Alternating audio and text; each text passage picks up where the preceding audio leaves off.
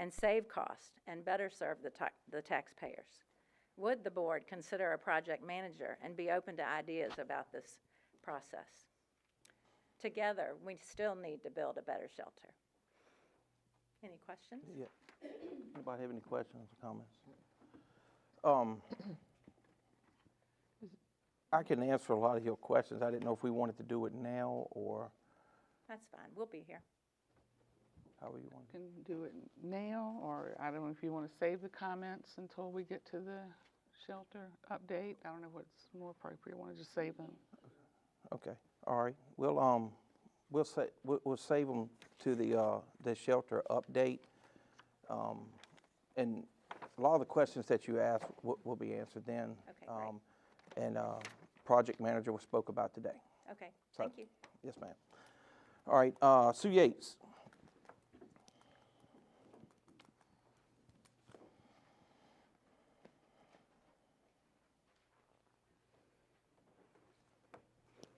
Hello, all. Hey. I'm coming here with a happy face tonight. I'm so excited about these upcoming next 4 years. Ms. Yates, we can't hear you. You can't hear me? Hear you. You want me to swallow it? That's it. It's you. I just want you all to know that. I'm thrilled with the prospect of change. But with that being said, being that we're going to be having a new board, basically, because I consider Mr. Ingram as part of the new board. He hasn't been here that long, but you've been here a while, John. I question making any major decisions between now and the end of the year. So the major decisions are done by our new and upcoming board. Just makes sense to me. And what brought that to mind was the animal shelter. When I see over $3 million for the animal shelter, I just gasp in disbelief. That's a really big number for an animal shelter. And I speak as a woman that loves animals more than people most of the time. So at any rate, this animal shelter talk, and I'm coming tonight without a pre-written anything, has been going on for years now. And it certainly should have moved along faster so that we weren't ultimately thrown into this recession or whatever you want to call it that we're enduring right now with prices of everything going up. So I have to ask if it makes as much sense to hold back a little bit with hopes that things will get back to normal. Right now, in my lifetime, I've spent over 30 years selling real estate. So I've seen up markets, down markets. I've seen properties appreciate and depreciate over the years. And what we're in right now is a false market. We're not in what's going to ultimately play out, I think, for any of us. So with that being said, I find it difficult that I'm saying this, but I am for holding a little bit back and slowing our jets on the animal shelter with the prospect that the cost of things may go down. And I question the things that have been done,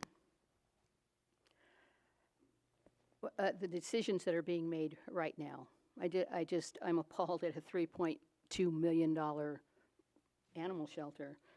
And unlike the lady here that just spoke and said that she doesn't want to see her taxes go up, as an elderly person, which I am, I don't want to see my taxes go up either. But the truth of the matter is that taxes do need to go up. Taxes do go up.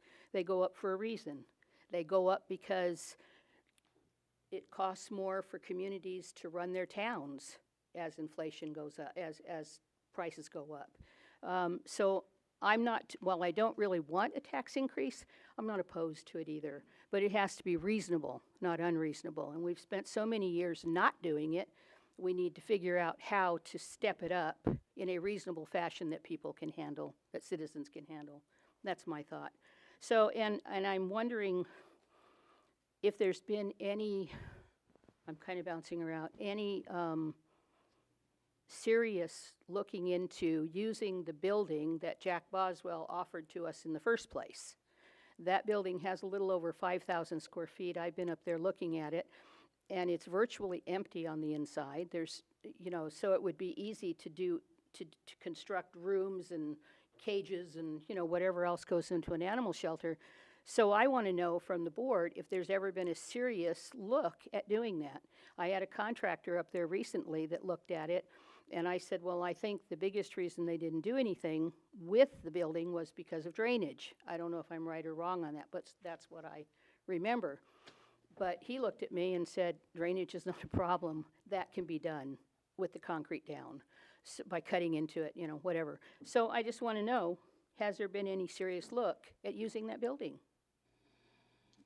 Okay, anybody got any questions, comments? I'm guessing that the answer is no, because I haven't heard anything, and I'm into everything, right? We met on site back in 2020 and looked at that building initially, but to your concern, since the inflation went up, that too was something that I had not brought forth, but was going to bring forward tonight, because with the rates of inflation right now, does that bring that building back into play?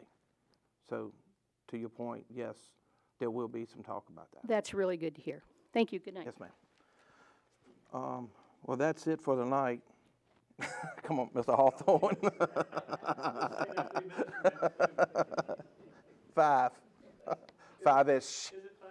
Yes, sir. Oh, did I tell him that? Favor, since I'm gonna I put ran you. over last time. I'll, set timer for 4 minutes. Okay. All right. It's nice to see all of you again. Thank you for hosting. And normally I would, rail about solar and the benefits and the drawbacks. Right? Mr. Mason and Mr. Hamilton aren't signed up, then I'm not going to talk about all that, because they would be the counterbalance, right? We could tell you all about the good and the bad about solar. But that's really not what I want to talk about tonight. I don't want to talk about all the money it's going to make. Beverly kind of hit on a lot of those points. But Sonny mentioned talking points, and that got me to thinking about a pretty significant talking point that at least I think is facing Nottoway County from a political viewpoint. Like it or not, like I told you 2 years ago, Dickie, you weren't here, Steve was there, but I said it 2 years ago, solar's coming whether we like it or not. Renewable, clean energy is the wave of the future. If you read Governor Youngkin's energy plan, he mentions solar, he mentions wind, he mentions the conventional sources like natural gas, coal, oil. He mentions nuclear, like small nuclear reactors. It's an all of the above approach, and it's coming. It's all around us. All the other counties have done it. We've heard the nightmare scenarios about what's going to happen if you do solar. None of that's been realized, and you're not going to see it. It's an established animal. It's a proven revenue source. So your tax concerns, there's an answer there. But I'm not here to talk about that. I'm here to talk about the election. I want to talk about the election at our local level. We do have a new board coming in. I will certainly miss, looks like we're getting rid of all the pretty and keeping the not so, not so pretty, but you win some, lose some. There's going to be a brand new majority on our board, and I think Sue kind of hit on it. It's probably not a good time to make any major decisions. And I was looking at the agenda, and I don't think any of those major decisions are really on there tonight. I was looking at page 1 thinking, this isn't so bad, and then I flipped the page. Y'all got a long night, so you're welcome for the extra minute. But, and so we have that on to worry about at this level, but it's the state level election that really motivated my comments tonight. We already have a governor that's in favor of solar. You now have a legislature that has proven itself to be in favor of solar. You now have a Democrat House and a Democrat Senate. They're the ones that imposed the renewable energy requirements on Dominion to begin with. So you have the political forces conspiring. It's coming. We have an opportunity right now to embrace it. Whether we want it or not, it's coming. We have an opportunity to embrace it. We have an opportunity to govern the siting agreements. We have an opportunity to take advantage of the revenue. But if we don't, and other counties like Nottoway don't, the state's going to take it away. We're going to be preempted. And the state's going to basically say, you weren't strong enough to face reality. And so here are the rules. And I'm worried that not only are they going to set the rules for us, but they're going to take away our ability to keep all the revenue. So you basically have a choice. We've got two ordinances that we've been considering. The one that you crafted for 2 years, using consultants and experts, and it's a strong ordinance. I don't care what the opponents say. I'm not just saying it because I represent solar interests. It is a strong ordinance because it is just that. Or you have this essentially soft moratorium of the ordinance that y'all are considering now. It's a choice we have to make, folks, and if we don't do it, if we don't make the right choice, the state's going to make it for us. Thank you very much. Thank you. Anybody got any questions or comments for Mr. Hawthorne? Mr. Hawthorne, are you a seer? You know what's going to happen in the future? No, but I'm a predictor. And, Well, and all you're doing is setting me up to come up here again, and if it's true, I'm going to remind you. let me ask you a question. Yes, Do sir. you have solar on your roof? No, sir, I'd love to have solar. Do you on my have an roof electric if car? I could afford it. Do you have an electric, if you could afford it, Sure. do you have an electric car? No, sir, I don't. You have solar on your property? You don't own any large amounts of property in Nottoway County, do you? They have conservation easements on them, so I can't do solar. Well, how about roofs of your buildings? You have solar on them? If I put in chicken houses, I would look at putting solar on top of those. I think that'd be a good idea. Talk to the chicken farmers. Oh, for Nottoway to meet the revenue that y'all need to do all these projects, we're talking about an animal shelter that's $3.2 million. Where are we going to be when we talk about a courthouse or schools or other infrastructure necessities that we have to have? We've gone 40 years without them. It's coming. You know it's coming. Your financial planners told you. I was there. Your tax increases are coming. So it's disingenuous to tell these people tax increases aren't looming. They are. Your financial planners, your own people, have told you they are. So it's going to take more than a rooftop, Dickie. It's going to take 8,000 acres to meet the revenue needs of this county. But if you do that, 2/3 of the farmland we've already lost. If you do that, you will cover more than enough to pay for all these projects that we have to have. Have you figured out where that 11,000 acres came from? Because USDA? but what I'm saying is, do you know where it came from within our county? No. Do I know where all 11,000 acres? Right, where did it come from? Because, I mean, we've had people question that amount, 11,000 acres, because nobody knows where it came Question from. the Department of Agriculture, that's where I got it from. I'm assuming that's right. Well, I've looked at it, I've looked at several different things, and I get conflicting reports. Okay, that's what I've been trying to invite. Show me what those conflicting reports are. I would love to see them. And if you're right, you're right. One of the studies I saw that debunked a lot of these solar myths came from the University of North Carolina. Now, who here went to the University of North Carolina? Oh, that's right. So, I mean, please show me this evidence. I would love to see it. I'm not saying solar is the answer to everything, but it's passive, and it has very few negative externalities. Nothing like coal or oil, or even wind or nuclear, in my opinion. But all these things are coming. Renewable energy is the way of the future. I'm sorry, I feel like I'm taking up too much time. I'm done. Okay, all right, all right. Thank you, Mr. Hawthorne. Appreciate it. Thank you, Dickie, for engaging with me. You good, bro? I'm good. All right, let's I know roll. where I stand. All right, let's roll on. Ladies and gentlemen, we are getting ready to walk into a public hearing here for a special exception.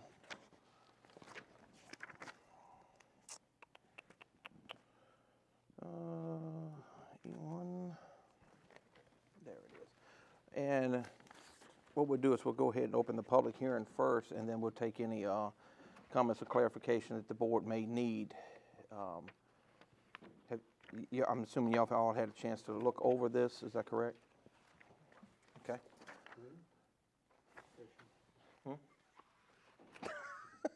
What are you giggling about? Nothing. You think about that turkey in a couple of days, ain't you? Oh, man, no. All right. The only turkey I know is a hokey bird. All right, was there anything that you needed to brief us prior to us opening the public hearing? No, sir. Okay. All right, well then we'll go ahead and open and then we'll get back after the comments then? Okay. All right, ladies, board members, I need a motion to open the public hearing for the, where's my glass at? BHVA Real Estate. Okay, thank you.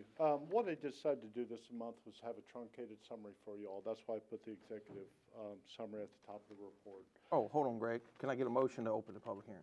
I so move. All right, can I get a second? Second. All right, all in favor signify by saying aye. Aye. Aye. Public hearing is open. So what I'd like to do is just read you the paragraphs in the summary.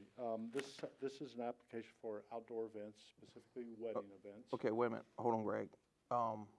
Once the public hearing is open, we got to hear from the public first, and then we'll come back to this. Okay, Yeah. Okay. your call. Yeah. Okay.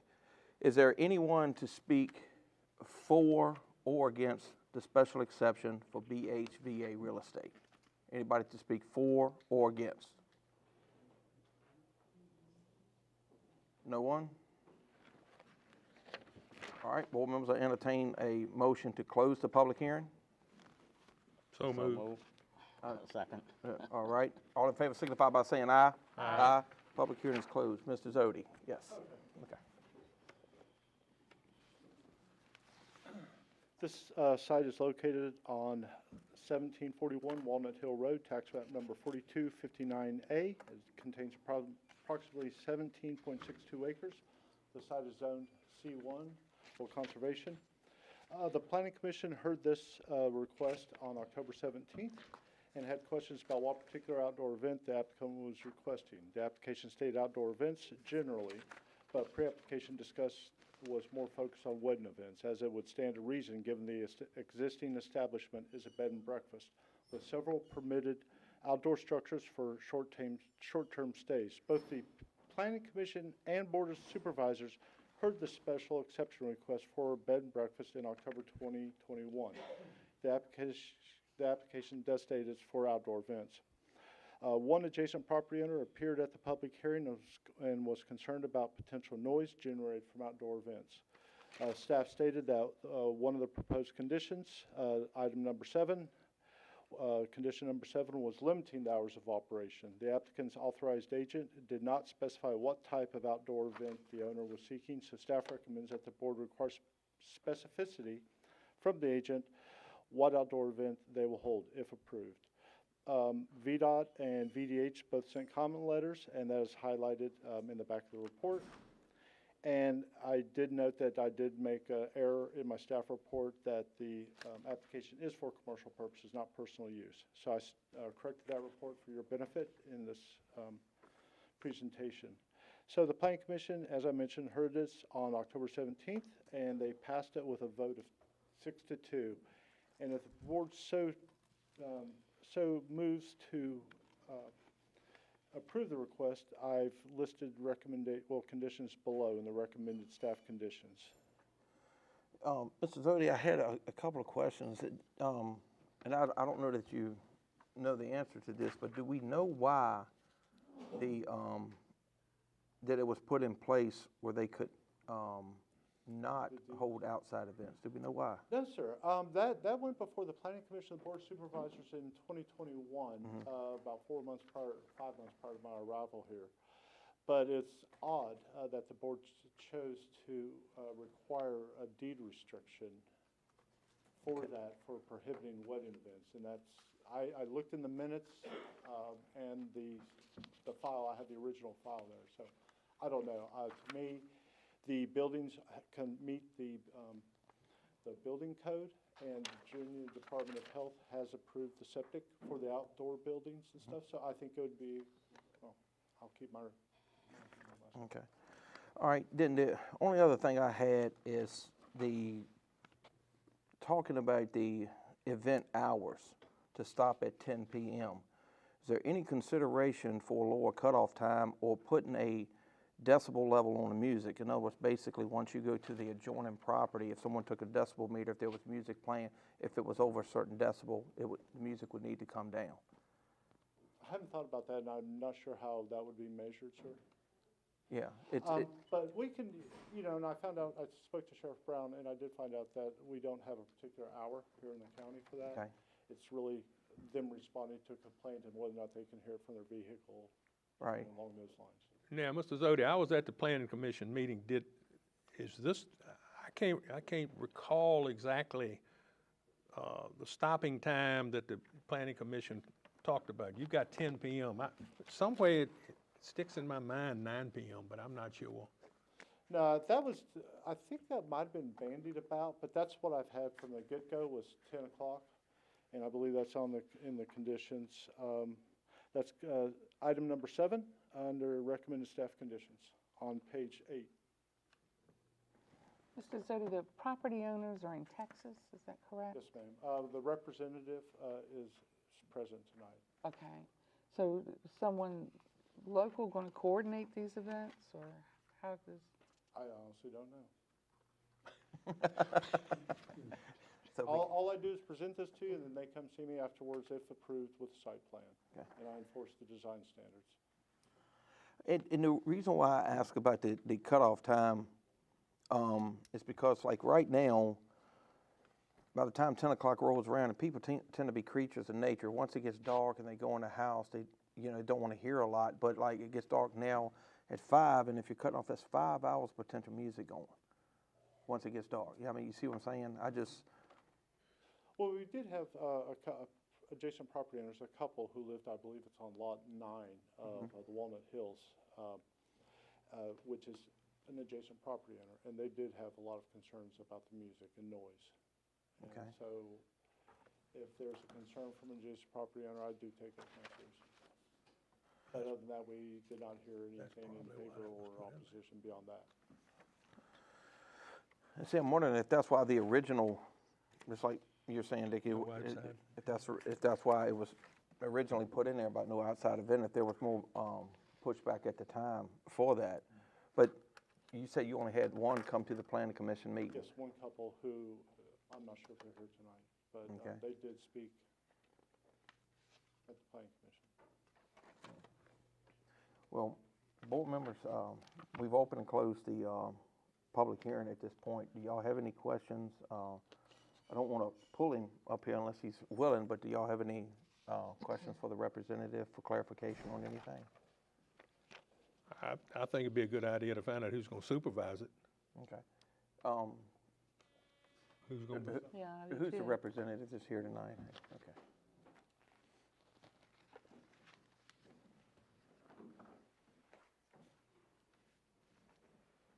Good evening.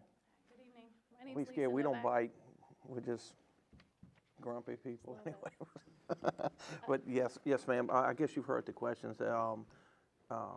As far as supervision goes and frequency, what maybe we be looking at?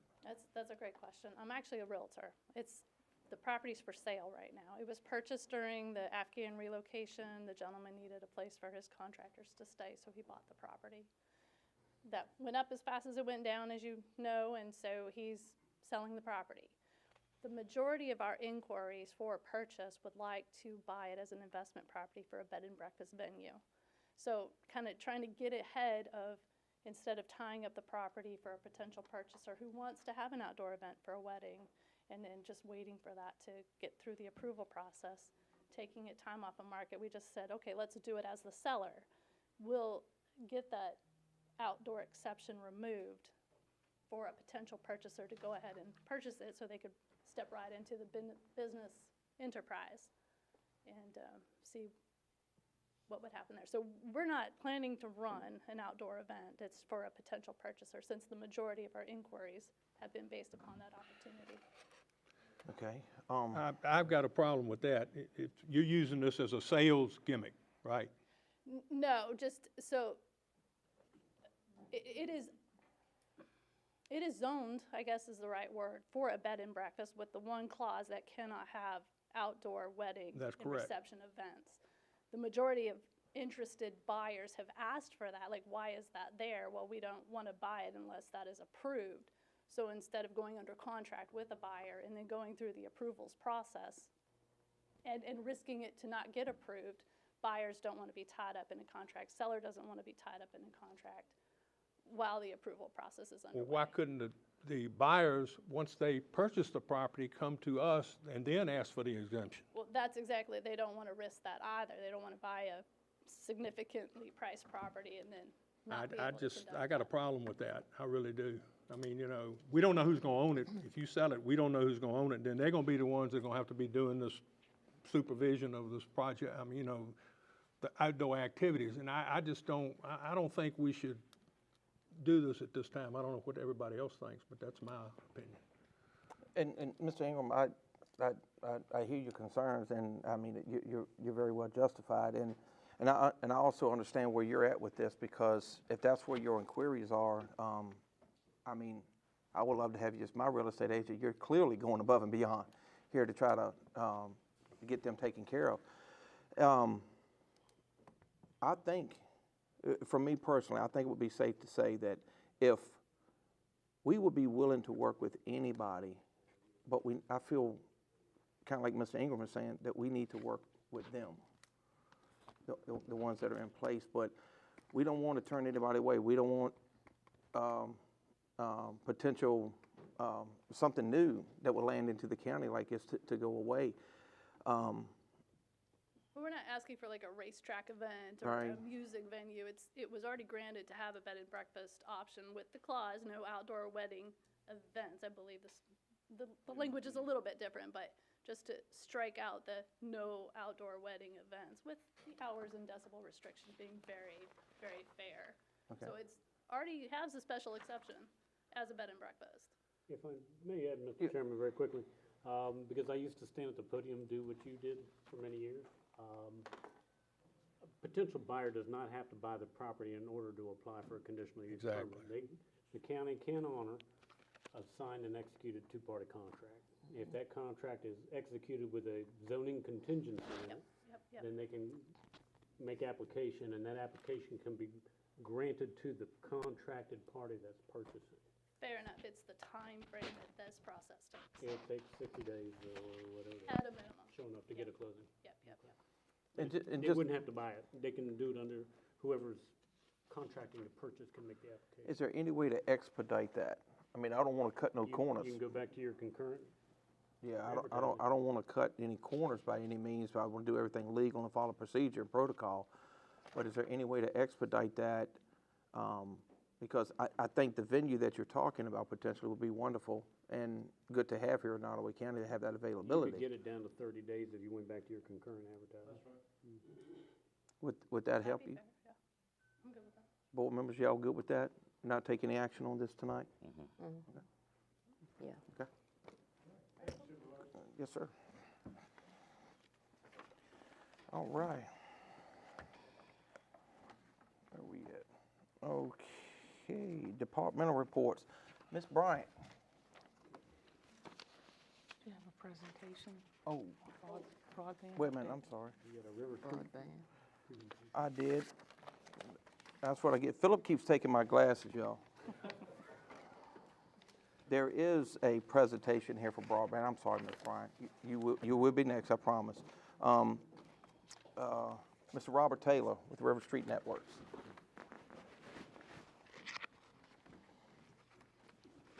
Good evening. Good evening. Good evening. I'm Robert Taylor with River Street Networks. I'm the Director of Business Development and Government Affairs for the company.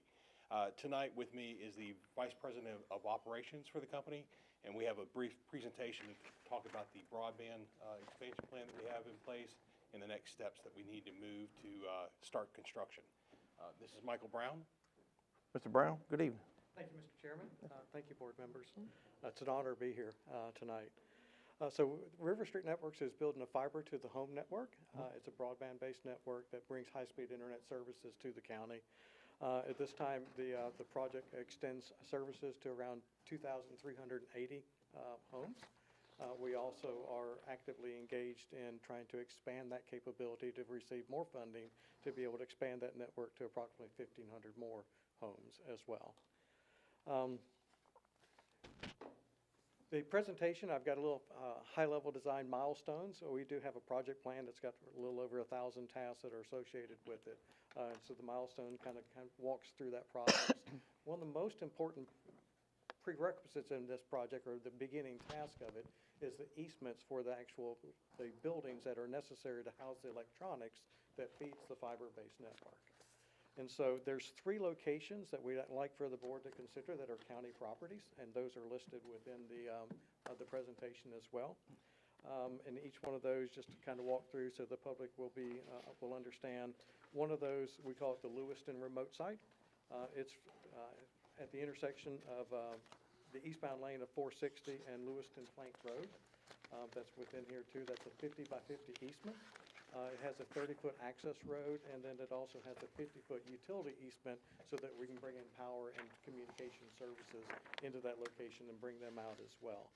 It'll be a 12-foot by 20-foot precast building, a concrete building that will be there. It has no windows, has no bathrooms or anything else into it. It's strictly just to house this equipment. The second site is at the intersection of Military Road and Cox Road, or very close to that intersection.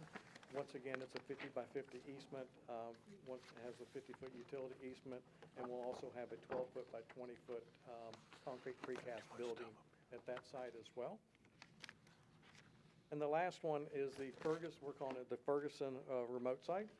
It's on eastbound lane of 460 as well. It's fairly near Bible Road as far as the intersection there. Once again, 50 by 50, kind of the same type of thing. We try and make these as standardized as we possibly can when we're putting these in place. We have submitted the paperwork that you see here. We've also submitted the easement agreements to the county.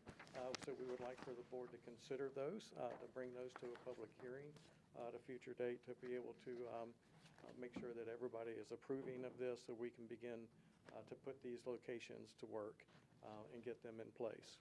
How soon would you like the public hearing? So we would love to have that public hearing next month. Okay. If at all Board members, possible. y'all okay with that? With the public hearing for next month? Okay, perfect. We'll get that scheduled, and that'll be the 3rd Thursday. I don't have the calendar, the 3rd Thursday of December as well. Okay, perfect. We definitely appreciate that. Just to walk through a little bit more of the project, just to kind of give you an update of where we stand according to the project plan. All I have to do is find it again here.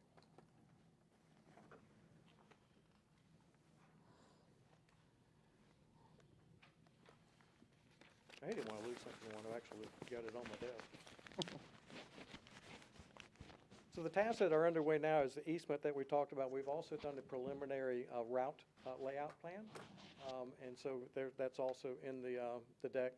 Very hard to see what it is. I zoomed in a little bit of it just to kind of give an idea. And what that does is it shows exactly where the fiber routes go, the homes that will be served pretty much in that, and the roads that go along. We have that complete already. We are wanting to move into the final design. The final design, we didn't wait until the easements are secured because everything has to come back to that location and be able to be built out from there. And so that will be the next things that we're looking at in January timeframe. We're hoping to be able to get the easements once we have the public hearing in December. Then we can go forth and in the January meeting, we'll be able to actually get approval for these easements as well. From that point, we'll begin that staking, that final design detail, and we'll also go ahead and start ordering the equipment and the buildings and everything else to put those in place and get that design taken care of. So those are the next task that'll be done. Right now, our goal is to begin outside plant construction, the fiber construction, sometime around May of 2024, with a first office application, as we call it, and that is when we start the first customer turn up. That date right now is around September timeframe. There's quite a bit of cable that has to be built out before we do that. We also have to get external connections to the outside world from that location, that kind of stuff. So that's why there's a little bit of delay during that timeframe. Okay. Now, would your company provide our staff with all the necessary documents on the easement areas and everything so we can properly notice the public hearing? Absolutely, sir. Okay. Those have been provided already. Oh. So we're now in the process of going back and forth and negotiating those final terms. Okay. And so yes, sir, during the December, we will have those final documents. Okay, and just keep in mind that we got to make sure we do 2 advertisements prior to the public hearing. Okay. So essentially, I think we would probably need everything within the next 2 weeks so we could properly advertise it for the public hearing. Don't want y'all to miss this, and neither do the citizens. We ready for this? Yeah, again, it's very critical to get the easements approved so that, because to turn the customer on, starting construction, we got to have the buildings in place. Yes, sir. Yes. Absolutely. Totally understood. We've got, like I said, got the paperwork there now, so we just will accelerate that process of getting those. I think we're probably pretty close on the agreement on the easements already, so I don't think it'll take that long to be able to do that. Good deal. Greg has contact information, but I'll leave each one of you a business card. So Okay. if you need to contact me directly again. Sure. Okay. Oh. So, like, any questions? Yeah, do y'all have any questions or anything? Okay. Great news, thank you. I'd love to see that this is moving. It's going to be well appreciated and well used. Good deal. Thank you so much. All right, y'all have a safe trip My back. house is in a shaded area. All right. Okay, thank you, sir. Miss Deanna Bryant.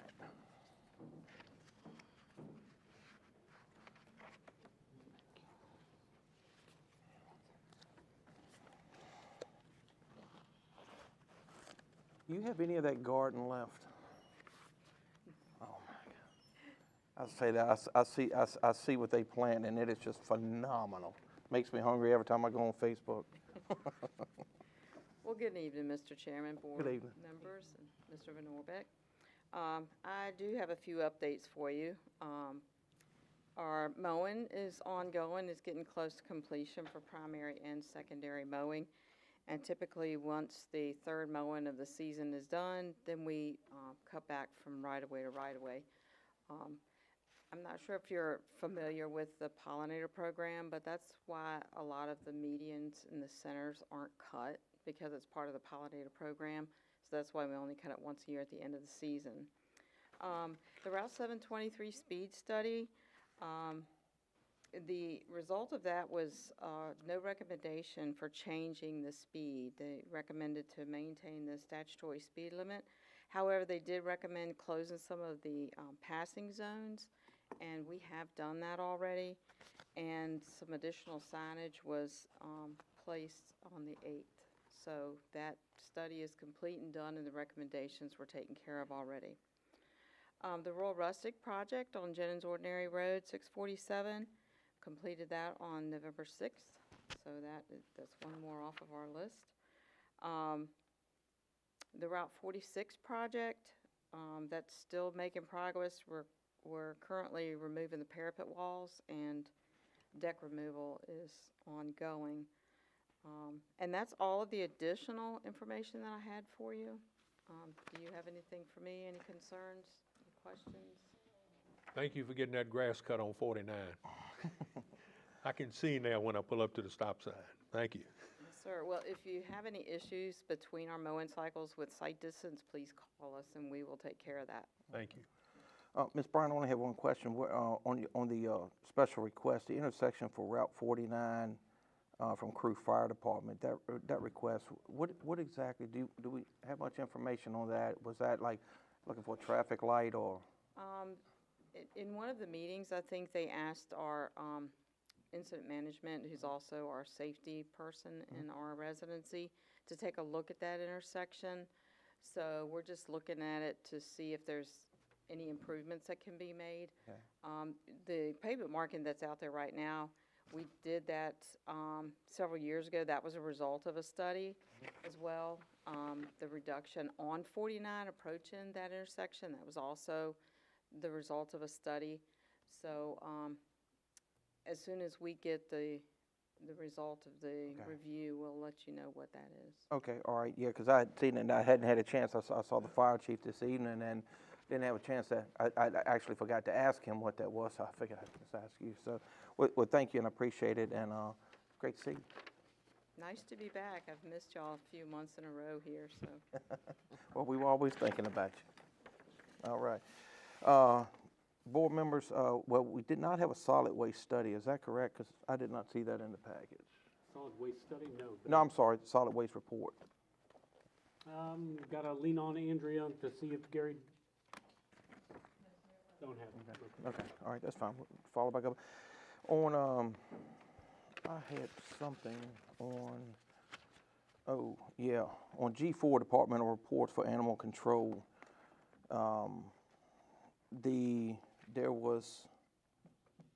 Is there a report on what the incident happened where the 6 puppies died in custody. I'm not aware of any additional information that's been submitted in regards to the puppies, no. Okay. I mean, I don't know, I mean, I don't want to speculate or anything like that. It could have, because I seen where someone says there was 8 born in the shelter. They could have been stillborn. I just, for complete transparency, you know, I just want to make sure if there was an incident that it's something that can be completely explained, and in case anybody inquires about that. So, let's see. Did y'all have any other questions on your departmental reports for anything? Miss Martin, did you have anything from the school board? I'm sorry? Oh, okay, thank you. Yep. Good evening, Mr. Chairman, members of the board, and Mr. Van Norbeck. Good evening. Dr. Grimes is out of town this week at the VSBA conference, so I'm presenting on her behalf. This evening, the school division would like to share information about some of the grants recently received to support school safety within the school division. We continue to seek out grant opportunities to address areas where we can enhance the safety for our students and our staff. Most recently, we were awarded the Stronger Connections Grant and the School Violence Prevention Program COPS Grant. Much or all of our work with school safety is completed in partnership with the Sheriff's Department. The Stronger Connection Grant allows for the following additions to the school campus environment: additional exterior cameras on school buildings and recreational areas, and the addition of magnetic locks and exit devices on school doors. The SVPP grant allows for lighting at the ball complex area located behind the intermediate school. If you've ever been there for games, it's typically dark in that area as the games are ending back behind the school. So the grant also includes ballistic window film, radios for each school, which are better equipped to create clear communication within the school site, and then gun safes for the storage of the SRO's long-range rifles. At this time, if we had an emergency situation, and of course that is not something that we ever want to experience in our school system, but the SRO would have to leave the building to remove the weapon from the trunk of their cruiser outside and then re-enter the building. This request was at the recommendation of the Sheriff's Department, including the preferred type that they thought would be best to be in our school buildings. The division has applied for school security grants. We have yet to receive word on that, but we hope that we will get a favorable reply when we hear back. The school security grant will add additional cameras to the school building areas as well, and particularly at Blackstone and Crew Primary School. There was limited funding in the School Connections Grant, so we were not able to do all the schools through that funding, so this extra funding source will allow us to increase the cameras at those schools. And if awarded, it also adds fencing at Blackstone Primary School for the playground area. So our report this month was on the school safety measures that we have been putting in place. Okay. You don't need any action from this board at this point, is that correct? I think we do have some action. Heather's here for a couple items, one that was carried on from last month. Okay. You remember the last meeting in regards to local contributions and the release of local contributions. I think there's been a request. Let me turn my radio on here. Yeah. Is that somewhere else, because it's not in the school? It is not in the packet. It was in last month's packet, but Okay. Ms. Meyer made a request for the treasurer to release approximately $1.12 million. Is that correct? Correct. So at the September meeting, when you all voted on the MOA for us to take over our finances, and part of that was that we would receive the county's local requirement contribution on a monthly basis. And speaking with, the treasurer, just to, get through the process, she just wanted something, I think, in writing from you all, actually granting her permission to pay To that. release. Because so far we haven't received the October or the November, and we've been fortunate enough to have enough funds to cover payroll and bills, but that's dwindling very, very quickly.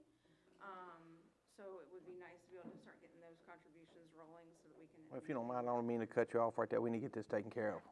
So I don't want you to feel like you got to continue speaking about it. We need to take some action on that then. There's a release of $1,320,000. For the, I think, for the first 2 months, 2 for months. October and November, it would be $606,000 each month, so 1.2 million roughly. But it's $606,000 basically on a monthly basis, starting October through the end of June. Is it 606 or 660? It's 606. 606. I told you 6:60 earlier today, and I Yeah, you did. apologize. Also, the account balances that you gave me, is there another 947,000 that's designated, that belongs to the schools? There is more funds within the school fund on your books that has not been transferred over, but Tammy and I have also talked about that. We know part of that is FY '23 still needs to be closed out in order to determine to the exact penny what is in that. So, she and I have been communicating on that. We know that that still could be a little bit longer down the road. I have not factored that into our cash flow budget so that, I know it's coming. But at this point, if we can at least get the county's local requirement as we're waiting for, Right. FY '23 to be, completely closed out, that would at least keep us on a rolling momentum. And so far, doing payroll and bills has been, very smooth, and we want to keep that going that direction. I think you may want to additionally decide, do you want to release local funds on an annual appropriation? Do you want to do a quarterly appropriation? Do you want to release them bi-monthly? I believe, However you guys want didn't to you do it. say before that you would prefer the monthly? We did say we preferred the monthly at the first of the month because at least Mhm. doing that, we can predict our cash flows and make sure that, we have payroll covered and, we can budget better on a monthly basis, knowing for the most part with the exact amount that we know coming from the state and the exact amount that we would know coming from the county, we would be able to really budget appropriately. With that being said, do you need a third month? October, November, we're not going to meet again until mid-December. I mean, I think Should what this been Ms. done? What- Rayford just needs is just approval for Right, you all to start right. paying it on a So the monthly 606 would be monthly, monthly. reoccurring, retroactive from October 1. Yes. Well, board members, I'd like to entertain a motion to approve release of the $606,000 retroactive back to October 2023 to release to the schools. So maybe. I think it's more, than $606,000. It would be $606,000 monthly.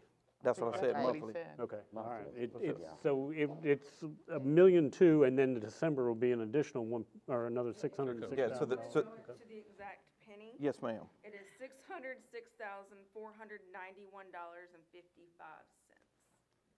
All right, And I will say, June's appropriation may be lowered just based upon whatever our final ADM figures That's are. fine. And that I'll obviously communicate once I know what that is, and we can lower, that last appropriation. But up until that point, it should be that $606,491.55. All right, board members, once again, I'd entertain a motion to release $606,491.55 monthly to the school system from the Treasurer of Nottoway County, retroactive back to October 1st, 2023. So move. Second. All right, any more discussion? All in favor signify by saying aye. Aye. You're more than welcome. These other two appropriations that are included in here, are you looking for action on those tonight as well?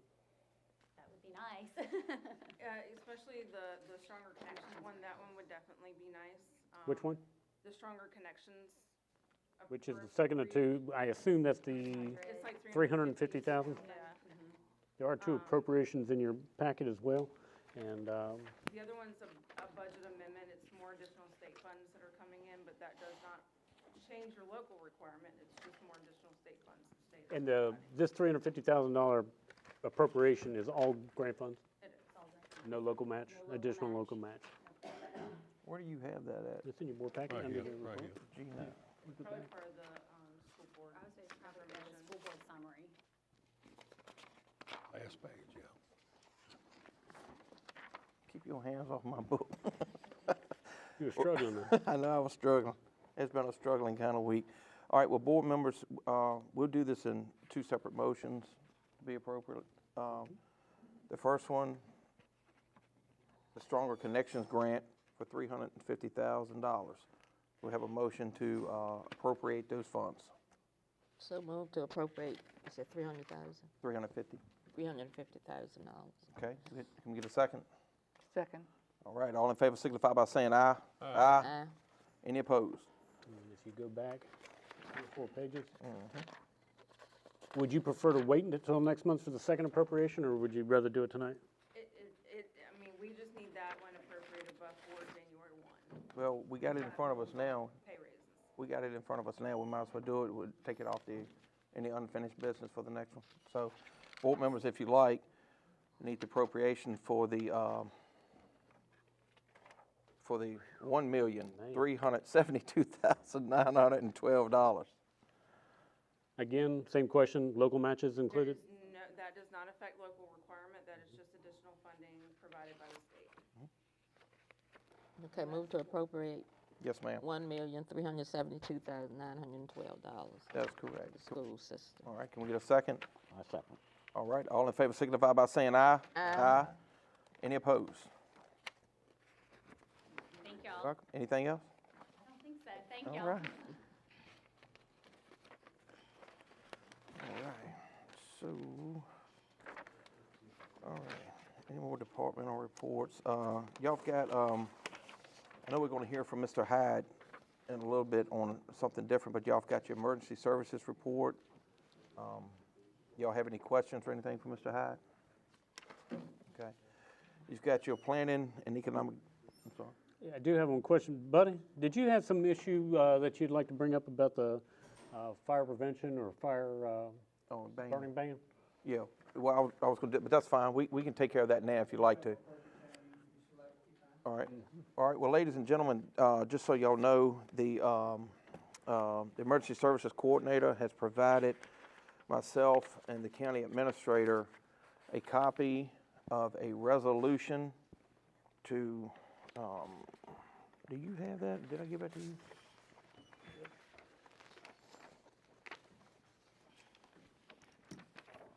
There it is. All right. And it's an ordinance to impose the declaration of a local emergency and temporary emergency ban on open fire burning in Nottoway County, Virginia, effective November 17th, 2023. Board members, do y'all have that copy of that?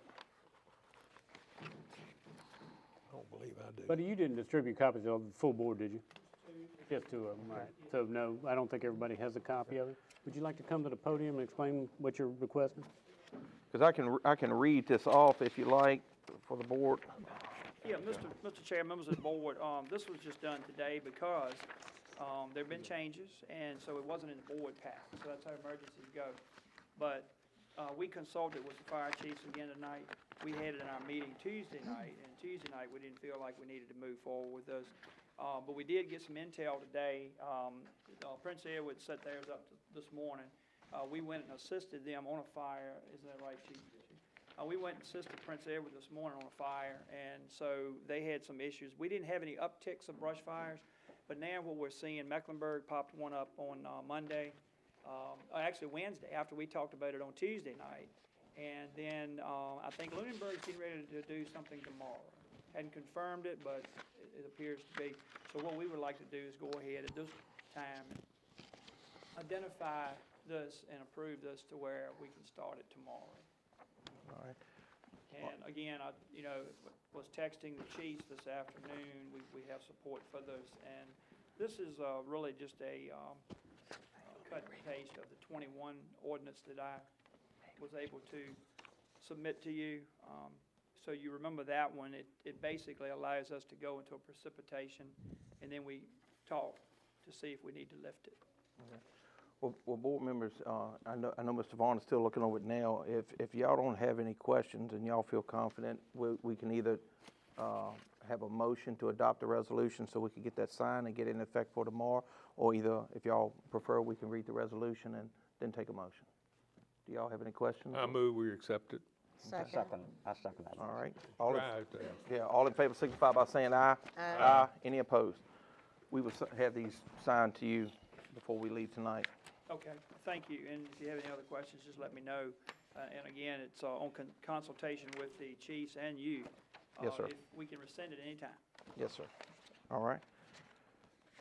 All right, thank you, buddy. All right, now, ladies and gentlemen, you got your, board members, you've got your report from Planning and Economic Development. Did y'all have any questions about that from Mr. Zodi? Okay. You got one, you got something? Okay, you want to add to that? Okay. Very quickly, I want to let the board know, and thank you for your support. We did receive $10,000 matching grant for the Road to Revolution. So I just clarified that with the folks at Virginia Tourism Corporation. That's all. Good deal. Thank you, sir. Appreciate that information. All right, that concludes your departmental reports. We got a constitutional officers reports and comments. I did not see Miss Brown here. Sheriff, you got anything? Okay. All right, Miss Rayford. I did not see Miss Rayford either. Miss Hudson, Miss Watrous. Good evening. Good evening. I know I've got, I'm used to projecting in court without a microphone. I know I've got a couple items under your new business. I didn't know if you had any questions about those. I have submitted an application for a grant from my office. It does not require any local match, any local funding. If it is granted to the office, it can't be used for anything we currently have. I've put forth a proposal for a full-time violent crime prosecutor who would then be able to help coordinate meetings with citizens in the different towns, try and get the different agencies together, just have a more collaborative and community-focused program focused on reducing violent crime in the community. If we are awarded that grant, I will certainly let you know. Should note the beginning of December. It's a 3-year grant, and it goes into effect January 1st if it is given to Nottoway. Yeah. They're distributing about $5 million. Max for any individual locality is $500,000. Any questions about that? Was this in addition to what you had on about the salary or the Operation Ceasefire Grant Program, or was that? That was the Operation Ceasefire Okay. Grant Program. That's what I'm talking about. Okay. Sorry. Okay. That was that one. You will also see in there are new staffing standards for the Compensation Board. Okay. Nottoway County for felonies and misdemeanors needs 3.51 attorneys. That is, board members, that's J3 in your package. Okay. So staffing standards are kind of included in the Operation Ceasefire. I don't know if that got into the packet, but it was towards the bottom of that. If not, I can certainly. Would you like to handle the two matters Yes, that yes, she has before you? Yeah, because she's already teetering on that now, so yeah, we can do that. So board members, we're actually going to jump down under new business to the first part she was talking about was J4, which is the Operation Ceasefire, and that of course is J3. well, J4 was the Operation Ceasefire that she spoke of first. J3 said Operation Ceasefire. J3. Oh, in the book it's J4. See here, J4. You are correct. See, I got something right tonight. Gentlemen, you on, man. So anyway, in your board packet, in the packet itself is listed as J4. But do y'all have any questions or comments about what you was talking about with that? I will tell you the application was submitted previously. Commonwealth Attorney Watrous contacted me, and because of the deadline being prior to your meeting, and no local match being required, I agreed that we can go ahead and sign and she could submit, and then we bring it back to you guys for authorization for the application. It looks like when I'm looking online, I misspoke and that the new staffing standards aren't with that. I will get those to the board. They did that time study about 1.5 years ago, and basically it came out for Nottoway. We need 2.61 or 62 attorneys for felonies, 3.51 for misdemeanors. Interestingly, we needed about 1/10 of attorney more for felonies than Prince Edward. They have 4 funded from the comp board. We currently have 2 from the comp board. Ms. Watrous, I understand what you're saying, and I appreciate forgive me, the pie charts and the graphs and everything to keep us informed as you're moving along there. Has the court expanded its hours or days? No, but no asterisks. So for circuit court, when I came to Nottoway, we typically just had morning court Mondays, the 2nd, 3rd, and 4th Mondays of the month, and the 4th Tuesday of the odd months. That was a full day. We have a new court administrator, well, she's been here a couple of years now, but new since I joined and we were looking at it, we were having a really hard time setting cases because there was so much to set. Realized that really we were supposed to have the full day. So now there are more days that we also have afternoon court. You also have more than a 2-fold increase in the number of jury trials, increase in social media evidence, digital evidence, body cam evidence, ethical obligations, court filings, all of those that are obligations and responsibilities that have been put on prosecutors in the last few years. Right.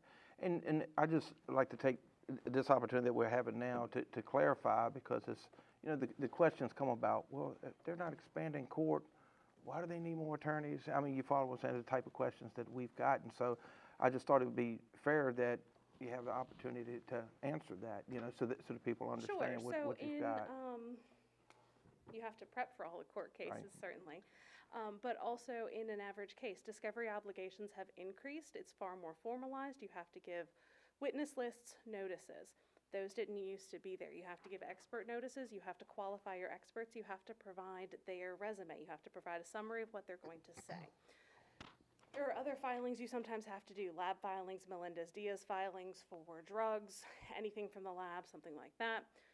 Obviously, you want to be able to talk with your witnesses ahead of time. Far more digital evidence, jail calls, jail text messages, jail video calls, all of those things have Body cam?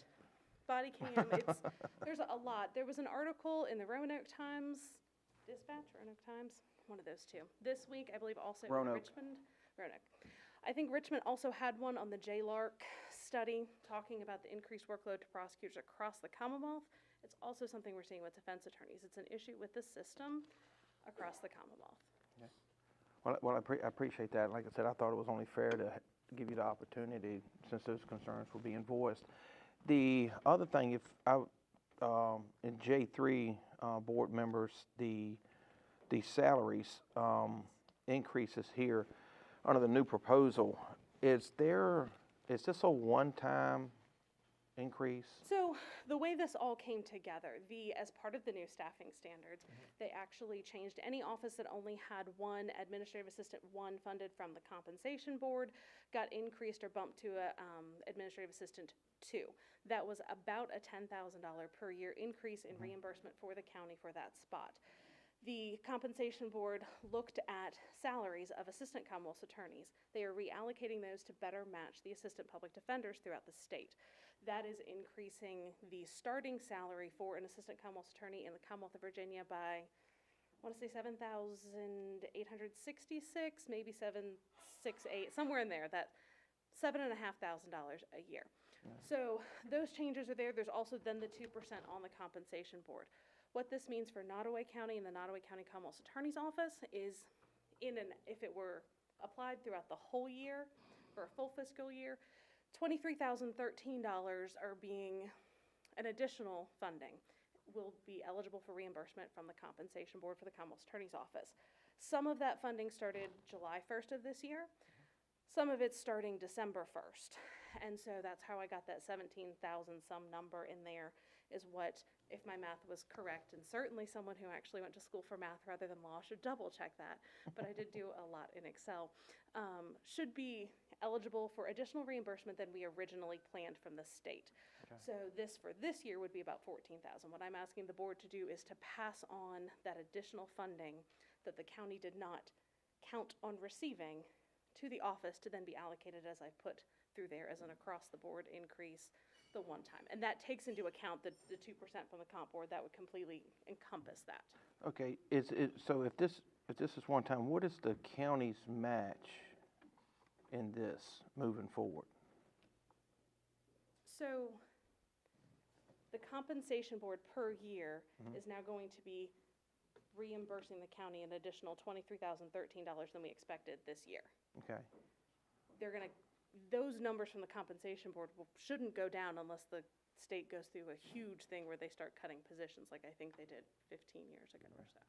And I guess I'm wondering, is this something that we should consider putting in a bonus? Is this something that's going to be repetitive? Is there going to be an ongoing county match?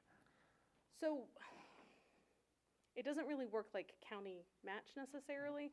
I think the one thing to look at that I am not adequately skilled to do is the other stuff. What does that mean for the retirement? What does that mean for those percentages? Yes, ma'am. The state will be reimbursing the county for now. It was 73.5 plus 2% for like the administrative assistant one. It's 46.06 plus 2%, I think, for the admin too. Okay. So those additional funds are continuing from the state. Every year. That's my understanding, yes. They basically changed what the salary is. Okay. All right. Board members, did y'all have any questions? Ms. Walters, the charts that you provide for us, Yes. do they include or incorporate the misdemeanor cases that you don't become involved with, or cases that are now processed, or No, they do they're not reflected here? No, because then we would have to take the time to load those into the system. How much time does it take every month to do all these graphs and charts? I'd have to ask one of my admins, but I mean, maybe an hour, hour and a half. So we got the system, the people who do the case management system, to generate them so that we just kind of look, and I think she puts it together on a page to make it look better. All right, and does this affect the county-funded position, the admin assistant? So what I'm essentially doing there is taking, yes and no. I have taken into account that county-funded position and the part-time position in that set of proposed salaries that you have before you. But it's still, you're not using the state funds because you can't, but basically you're shifting, instead of supplementing the senior ACA and the senior admin by this much, you're now supplementing them by this much, and then where you were supplementing them, that's going over to then do the same, to have an across-the-board increase across the office. Okay. And I hear what you're saying when you say across the board, but obviously that's not an even across the board because the It's percentage. an even number. It's an even number. So it would be $5,000 across the board for the full-time, $3,000 across the board for the part-time. Part-time's 3 days a week. In theory, full-time's 5 days a week. I'll tell you that most of, or at least Mr. Lateef and I certainly do more than that. Okay. All right, and I apologize because you did have that information there. I just, when I glanced, it was the percentages. One said 14, one said 11%. Yes, so obviously the higher the salary, 5,000 is a smaller percentage. So it's going to more greatly impact those that are at the lower salary rates. Okay. All right. Board members, did y'all have any more questions or any concerns? And if not, what is your pleasure? Did you have anything else? I'm still a little confused as to long-term. We say this is a one-time shot of money from the state. I think there's been a contradiction, and you told the board this is a one-time This is a one-time change as far as me asking to do it across the board like this. The salaries from the state, the county admin has the spreadsheet. Mine is, the salaries from the state are going up by $23,013 from what we thought they were going to be this year. That is what the state set salaries are. It's the state's not treating it as a bonus, they're treating it as either reallocation or the 2% pay raise. I don't think it takes into account the benefit portion of it. I think this is all going straight into the salary. And so I think any benefit increase that's equivalent will be the responsibility of the county permanently, ongoing. Now, Comp Board does some benefits, but it's going to only be on the portion that they reimburse. It's not going to be on the portion for the completely county-funded admin or the county supplement for the other admin. But this additional money, you're not allocating any of it to benefits. You're allocating it only to salary. Correct. For this particular, benefit portion would have to be picked up by the county. That would make sense. All right, do we have a benefit figure that will affect the county? I can get you one, but I don't have one now. I think we need to hold off on this until we get more information, more clarity around this. I will say, at a minimum, the Comp Board positions have to do the 2% effective December 1st because the Comp Board is doing that. Just letting the board know that was the position the board ended up in July with the 5%. All right, so I guess we're required to push through the 2%. Is that what you're saying? I think that is correct. The 2% isn't. It is required. correct. But the additional.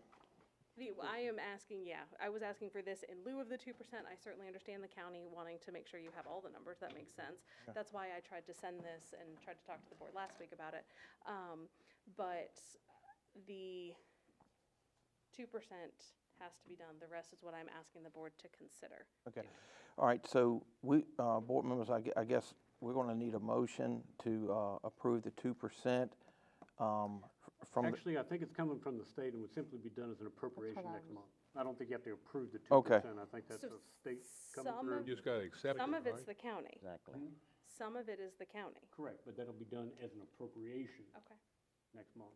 Okay. And it'll have the full amount, if that's what you're wanting to do, but, I don't think you have to approve the state contribution portion right now. Oh, yeah, that's coming as long as we don't run into what But happened it in will July. need to be appropriated at the December meeting with a fair split of benefits and all those kinds of things, and local share and all that sort of thing, including a revenue line from where the county's contributions or the county matches will be coming from. So we'll have 3 appropriations as I see it. You'll be one, social services will be one, and then there will be a third for county employees. Appropriations. That's my understanding. Yeah. That's correct. Okay.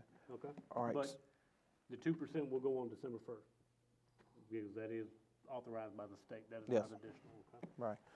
All right, and then what we'll do, Ms. Waters, we will have this item added under unfinished business and get the clarification and get this to a resolution for you. Thank you. Okay. All right, board members, let's see. All right, back to, unfinished business.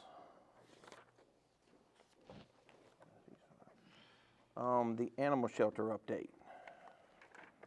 Mr. Van Norbeek. I don't know if I have a full, but I do want to talk to you about some of the comments that Dr. Carr made earlier. What Dr. Carr may or may not understand is that the financing of the project is underway. Okay? We've been told we're not doing this, we're not doing that. This project never had a budget. I've never seen anything as upside down, flopped over sideways as I've seen this one, okay? There's a lot of money that the county's being asked for, and the cart was before the horse. The project was designed before a budget was approved, okay?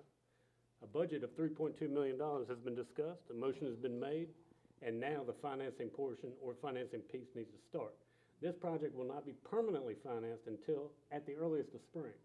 It's my expectation as the board moves forward that it will be an interim financing, as I've discussed on more than one occasion. There'll be an interim financing piece, and that financing piece would be $3.2 million, which would include in that amount, not the design monies that we've already spent, but would include cost of issuance costs and would include any contingencies. It would be complete, perhaps even a portion of water lines, or whatever it might be. $3.2 million is that. It's an interim financing piece, and my expectation is that if the board tells me to move forward with it, that we will receive RFP or receive proposals on or about the first of the year, maybe even into the first of the year for interim financing. And that is much more flexible than going to a state agency or anything like that, but they still gotta tell me this is what they're going to do. But $3.2 million is the first time, last Wednesday night is the first time that number had been floated. So, what has been done as far as the budget? I think the architect has discussed several value engineering reductions that could be made. I think it might be something that everybody wants to get serious about, starting to look at the reductions. The building that you guys have, the county has, that's been designed, does not meet budget. So something's gotta happen, okay? Because remember, contingency is a 20% line item of your project. Okay, so 20%, one out of every $5 of that 3.2 million has to be set aside and not in your budget, okay? It needs to be for, we can't get a drain field to work. It has to be, a well's not working. We can't get the water lines. It has to be in place. It can be added back towards the end of the project if necessary, but one out of every $5 of that 3.2 million needs to be held in contingency, okay? So that's the number you guys need to start working towards. That's what CARES needs to look at. That's the instructions the board gave us. And so your number is below $3 million that you need to design to, including site work, okay? More than happy to help you guys get there. More than happy to take a look at it. It may be reduction of square footages. It may be a lot of things. But we haven't heard any responses to what are we agreeable to reducing the project, okay? Because under $3 million is not going to build 5,700 square feet that you guys have. And the county is equally culpable that the county has agreed that they would do.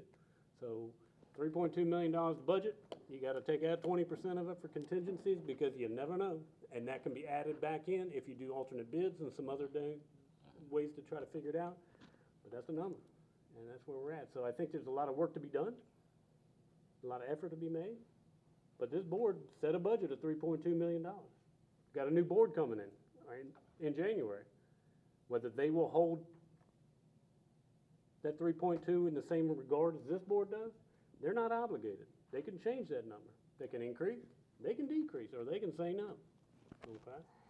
One board is not obligated by the actions of a previous board, okay?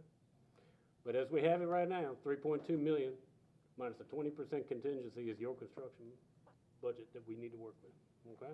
As I heard. Now, that can change. If you guys have additives or additional information, I'd be more than happy to share, but the financing plan is well underway. Mr. Van Ark, I don't have additional information, but I do have additional concerns.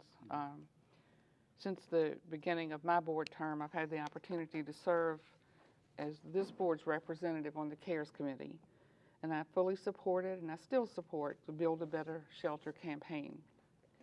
Last week, I voted in favor of the $3.2 million county budget, and I emphasize budget. It was not an appropriation of funds, because I felt that $3.2 million is probably not unreasonable for the shelter facility as it's currently planned.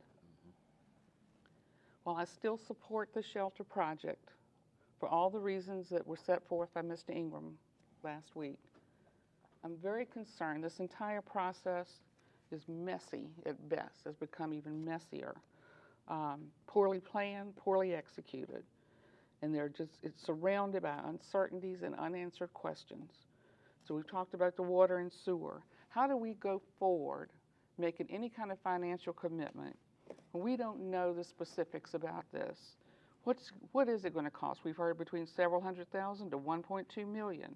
Initially, Burkeville said, we've got this covered. Then all of a sudden, no, they can't do it. So who's going to fund it? Is CARES money going to it? Is that enough? Is the county going to have to increase the budget? We've talked about grants, maybe other towns. But we don't have specifics. Don't we need to know specifics about all of these costs, about the implementation of all of this before we move forward based on speculations? Right now, it appears that the county's proposed budget is $600,000 short of the lowest bid that's been received.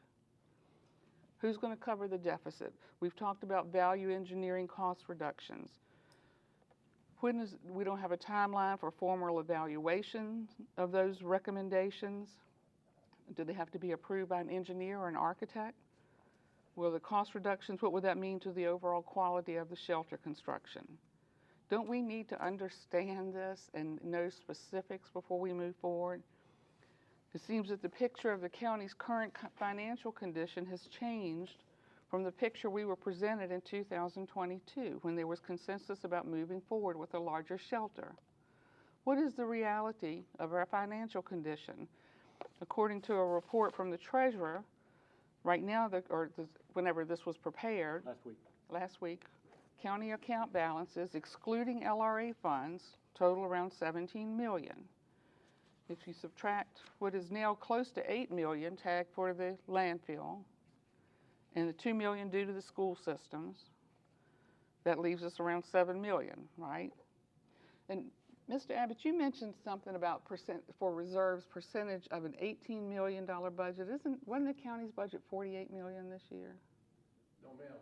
Well, excuse me. Let me rephrase that. The county's portion of the budget is approximately $18 million. The rest of that budget goes to the school, and the school is now responsible for all of their funding. Okay, yeah. Because you're transferring Okay, monies to thank the you for school. the explanation. That was my analysis.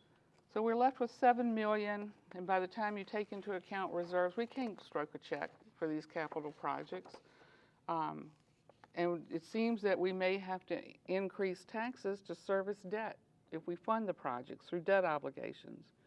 So we're close to the middle of a fiscal year right now. Does any one of us on this board have a good grasp on where we are, where current expenditures and revenues stand in relation to the budget? I don't. No, ma'am. We've been without, until recently, a finance director. We haven't been getting the reports. It's nobody's fault. It's what's happened. It's been a disruption in county administration. How about the increased costs associated with operating and maintaining a larger shelter? We've generally discussed it, But don't we need to know how the revenues that are going to cover these increased costs, where are they going to be generated? Isn't it our responsibility to know all of this before we go into it? As I understand, a public hearing will be required if we just have to fund the shelter through a debt obligation. Who's going to manage the process of seeking bids and terms from creditors? Don't those financing plans need to be in place before we go to a public hearing?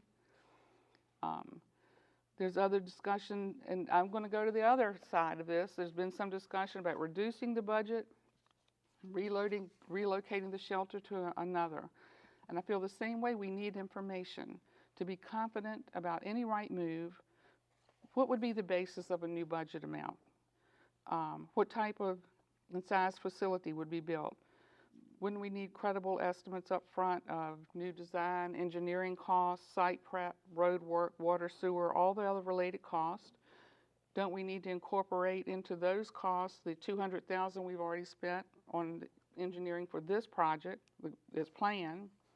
Then don't we need to set those side by side, the anticipated for revised project compared to the current project? Maybe it's not going to be beneficial. I think we just need to pull together facts. This project has dragged on for a long time, and I hate to do anything to delay it. But I don't know how to feel anything other than negligent in my fiduciary responsibility as a supervisor to make any kind of further financial commitments or proceed with financing until we have these questions answered and we have complete information. I also think it was brought to my attention today, and it's a consideration for this board, if we proceed with a debt obligation, we're going to be obligating the next board to implement tax increases for a decision that we make. And I don't know, we need to question, is that fair to the next board? I regret that my position tonight might delay things, and it's not going to be popular with a group of people that I hold in high regard. But I don't know how in good conscience either to move forward without having the information to support my stand. And I do want to thank the CARES Committee, because I feel like they have stepped up and moved forward a project when we have not. They've done what to move this thing forward. There have been a lot of delays, some our fault, some not, but please remember, this board's role was not to act as a project manager for this. It was not our role to do it.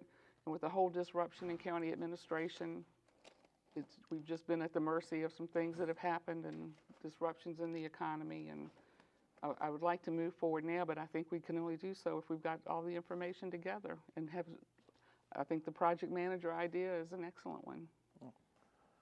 Well, thank you for the chance to speak. Yes, sir.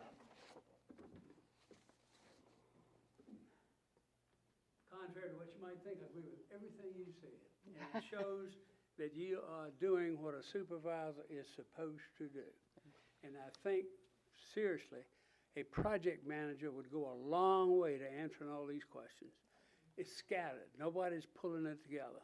Y'all are trying to help us. We're trying to help, but nobody's directing the whole movement. Yep.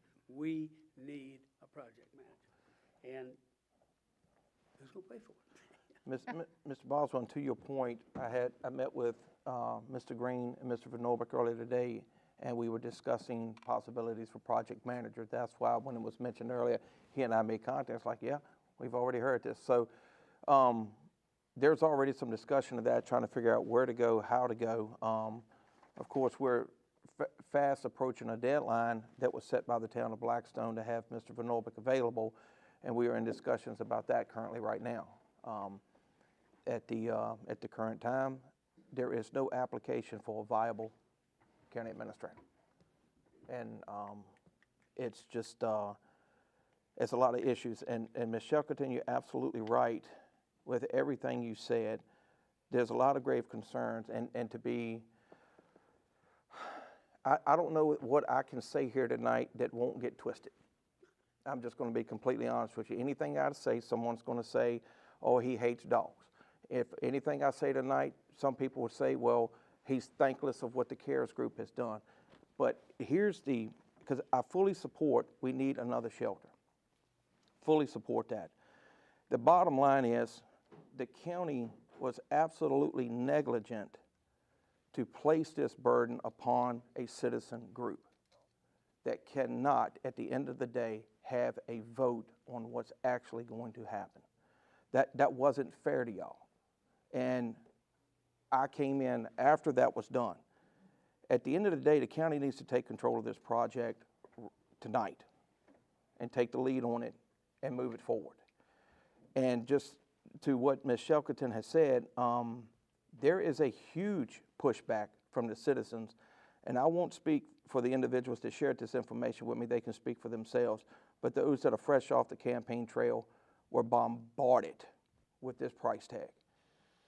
So I do not want to speak for them. They'll have time to speak for themselves soon enough, and it is a serious concern. The financial uncertainties, we're going to address that next week.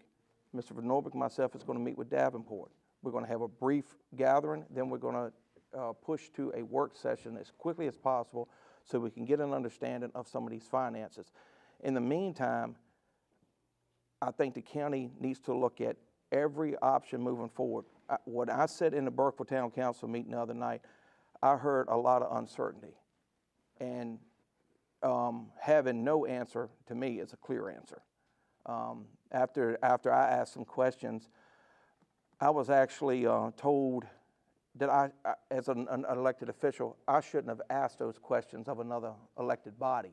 Well, my question is, who the hell am I going to ask if I'm not going to ask the elected body, where do you stand? Do you still support this being in Burkeville?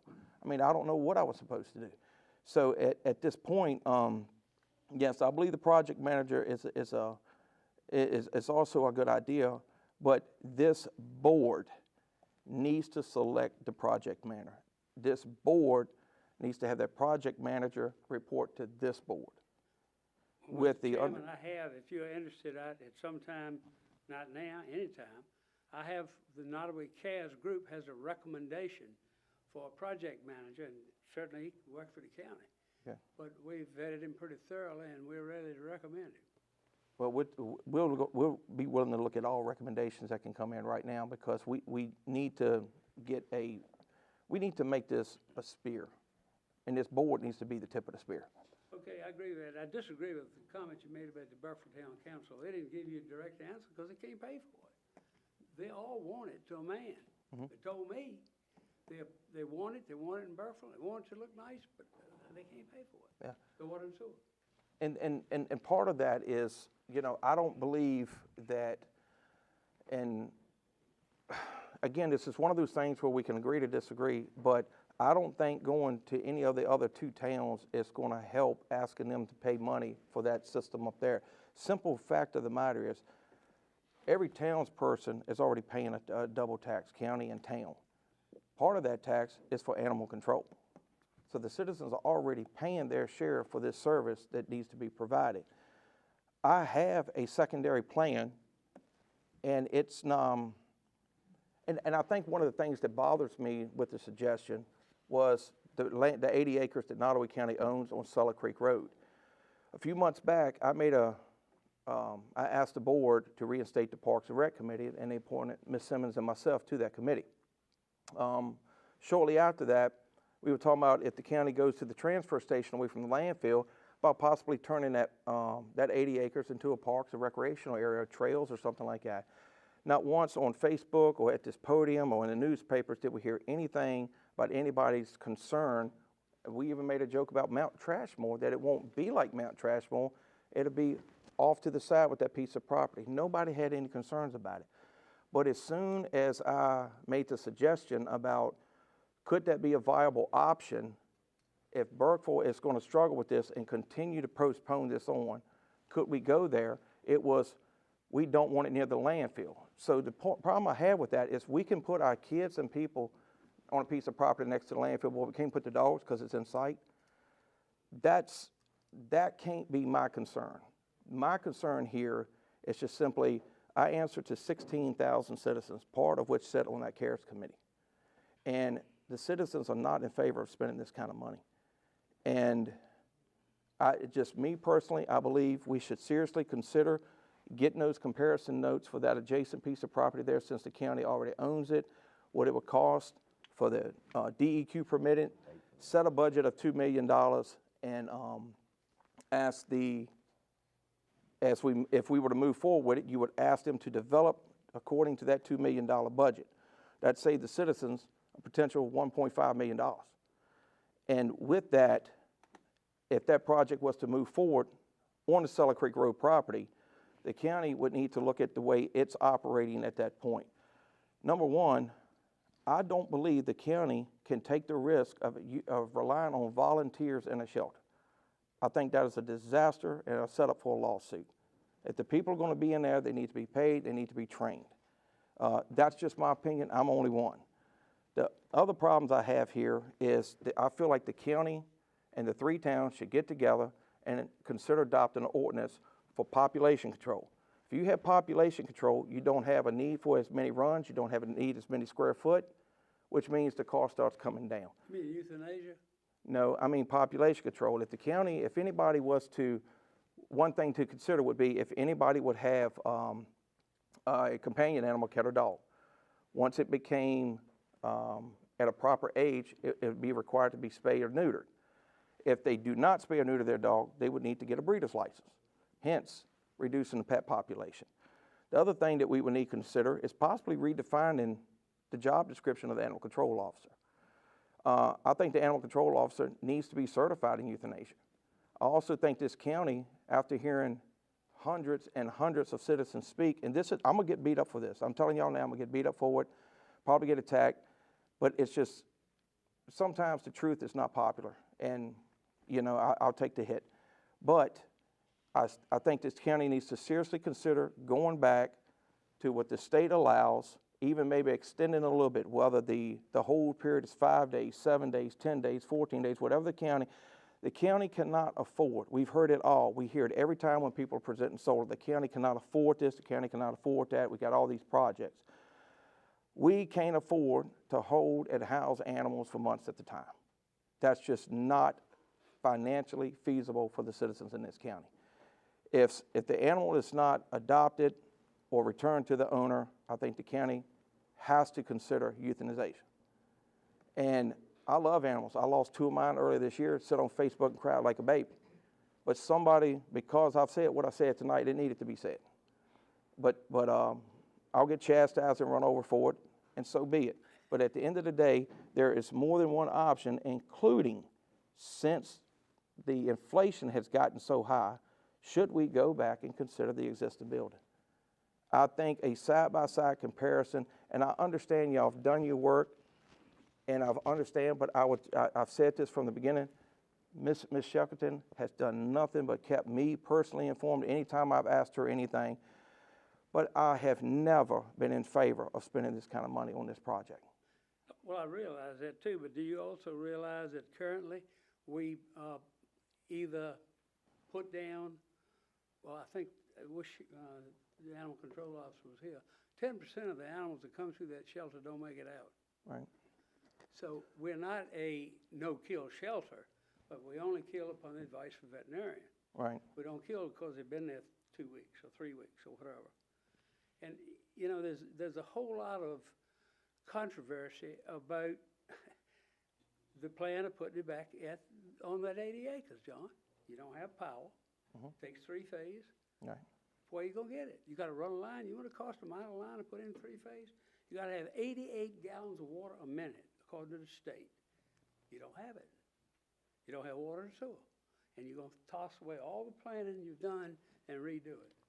That doesn't make any sense to me either. Well, and I get it, but that's what the side-by-side comparison was done, because if we've spent $200,000 and we turn around and save $1.5 million, well, then the numbers fall in favor of the citizen at that point. And it's just, but at the end of the day, I'll back up to this, because like I said, some of this I'll get beat up for some of the things I said tonight, I'll deal with that. But at the end of the day, I feel like 100% this board should hit the brakes and pull the parking brake and find out what's going on with the finances, period. And I think any pressure from any group, any way, shape, or form is going to be not civil and just unfair until we have the opportunity, like Ms. Shackleton said, to understand what's going on. And we're gonna do that as quick as we can, starting next week with a meeting with Davenport and then a work session with Davenport. I agree with that. I mean, no reason why we can't be civil about it. Right. Even though we disagree. Right. But, you know, what do I do now? When I'm going out on my fundraiser, we're getting ready to do fundraising here in December, of course, because everybody coughs out of the IRA. Am I gonna look at them and say, give me money to put the shelter in Burkeville? When I don't know what's going there or not. And Mr. Boswell, that is a fair question. You're absolutely right, it's a fair question. Based on the fact that they're giving it to get it out of the landfill and bring it to Burkeville. And I get it, but we do, Dickie and I will be standing here January 1, but we have 3 others. So even if Dickie and I was 100% on the same page, it could change. And that's not fair to force that pressure on the 3 incoming. Y'all have a job to do, and I'll leave it to you. We have our job to do. We're gonna try like hell to get it done. And we appreciate that, we really do. Well, I would like to say, I'm the one that made the motion for 3.2 million, and we got a 5-0 vote on it. Yeah. Okay? So, my comment, and I'll tell Mr. Colburn, he did put that in there, if it's under that, so be it. And that was, my idea was to let's get this thing going. Don't sit back and just keep pushing it down the road, keep pushing it down the road. It's been going on for 5 years. Yep. It's time this county did something. And to make that motion and get everybody fired up, I'm sorry. But something's got to be done. We can't sit back and just say, oh, well, we're gonna wait here and we're gonna wait there and we're gonna do this. I agree with Lynn. We've got to know the financial status that we can, you know, what can we afford? But to say we're gonna spend 3.2 million, that's not what I said. I said set our budget and then we can go below it. That's right. You know, that's my idea. Let's get below, but everybody's going, oh, 3.2 million. That's not, my motion was to get this thing going. And everybody agreed 5-0. I didn't hear any complaints, anything. And so let's find out exactly. I'm not in favor of moving it from Burkeville. These people have donated their money with the understanding that the shelter was going to be in Burkeville. That's right. And now you got to go back. I feel for Jack. He's got to go back and tell these people, oh, it's not going to be in Burkeville. What's he going to do with this over $500,000 he's raised? You know, it makes no sense to me. So let's get going on finding out what our financing is. Let's find out the ins and outs. As I have said to many people many times, the devil is in the details. And we got to figure the details out. But I wanted to set a figure so we would get these conversations that we're getting now. You know, so let's know. Let's go. Let's see what we're going to do. I went to the Burkeville Town Council meeting. They really were kind of, you know, nobody said, no, we don't want it.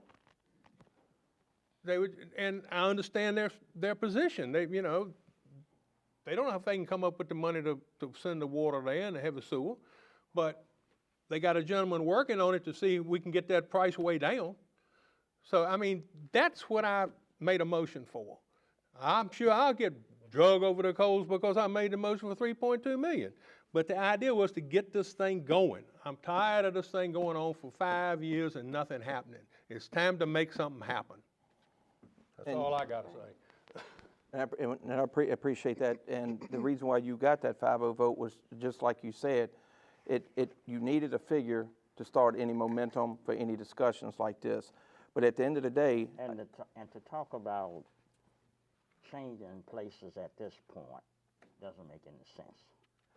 It makes a lot of sense when it's $1.5 million savings. It doesn't. Where in the county, where in the middle of the county do you have the land? The 80 acres that Nottoway owns on Solid Creek Road.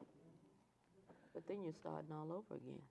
But right now, we could start the DEQ permitting process right now and break ground by the middle of the year. That's going to have to be used for something else. That landfill expansion, that's what that land is for. And I do think maybe gathering all the information and realistically factoring in cost, I don't know, but we may be surprised that it really wouldn't be that big of a benefit to move it when we've already got the site donated, and particularly if we start looking at the value engineering and reducing the cost of the shelter.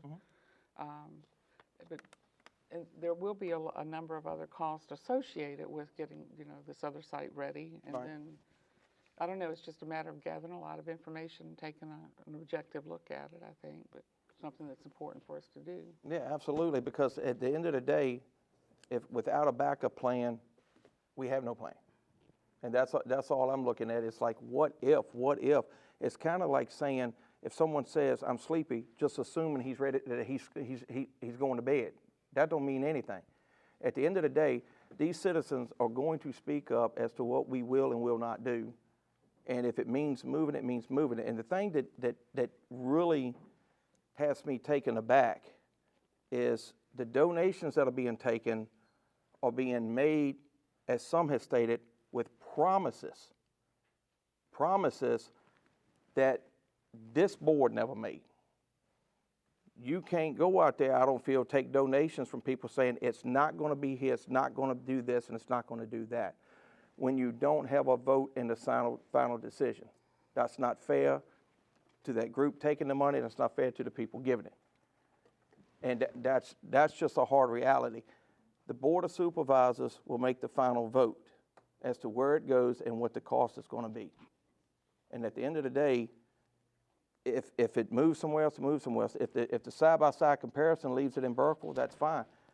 We also need to understand, what if Burkeville decides they're not going to pay for it? Well, then that's new funds that we have to reoccur. That's going to be over the amount that we set. So that is where we're at. We need those comparisons, but at the end of the day, if that is not going to be a viable site, how long do we sit and wait before we have a backup plan? And that's all it is. It's discussion for a backup plan so it doesn't stop and get halted again completely. And I mean, that's it. Anyway, do y'all have anything else on that matter? All right. Audit preparation. Ms. Chandler. Ms. Chandler's not here at this point that I can see. I'll handle it very quickly. If you remember last month, we requested that the board authorize the engagement of Virginia Municipal League, Virginia Association of Counties, Virginia Association of Counties financing program in order for them to provide consulting services specific to getting prepared for the audit. We did not go through a procurement program, but we are a member of the Virginia Association of Counties, and included here is an emergency procurement document. We're asking you to endorse this. I think that we went ahead and moved forward with it. We would like you to endorse the emergency procurement, and it will be posted and state code followed. And I think you guys had asked us to provide that for you at the last board meeting. I would like a motion, if I could, declaring that to be an emergency procurement. All right, board members, anybody want to make that motion to declare the emergency procurement for the VML, VACO, finance? And this is for consulting services to assist us with audit preparation. I move. All right, can we get a second? Second. All right, all in favor signify by saying aye. Aye. The school drawdown, we've already taken care of that. The equalization board, Mr. Renaud. I think Ms. Hudson had approached us at one point and asked if there could be appointments made for the equalization board. I think Mr. Vaughn had mentioned that as a tradition, each district has been making the recommendation for the appointment, and we're getting down to time where we need to do that. And does everybody potentially have an appointment for the equalization board? I do not. Yes, sir. Do you, Mr. Vaughn? We can do it next week if you want to. The next board meeting, if you'd like to do that? Is that? It's been difficult finding. Is it hard to find somebody? It's been difficult finding, yes. If everybody could work on that, and we will get them as quick as we can, and we'll get them to Submit it to the judge, yeah. Good deal. Okay. I asked Ben to do it, but he won't do it. I'm just kidding. Hey, man. Local employee compensation. Right. I think there's an additional handout that's in this manila folder, if I'm not mistaken. Yeah, we're getting down to the end here. Bingo. No. Andrea, do you have those 11 by 17 handouts for everybody? Is it in the manila folder? It's at the very There you go. last item in the package. Okay. It's gonna be looking like that. Okay, it's the 11 by 17 edition. The 8.5 by 11 information is more specific to individual employees. Okay. We had asked, and so for the audience following along, in July is traditionally when raises are given to local employees. The comp board and state-funded employees did receive a 5% raise in July, but because of issues with getting the budget prepared and ongoing issues, obviously, that we're hearing about tonight as well, local employees were not given a raise. We asked that the Board of Supervisors consider giving the locally supported employees a raise. They asked for additional information. And if you look at this spreadsheet that is before you, I'm going to share one with you because I didn't get one, or I kept mine in my office.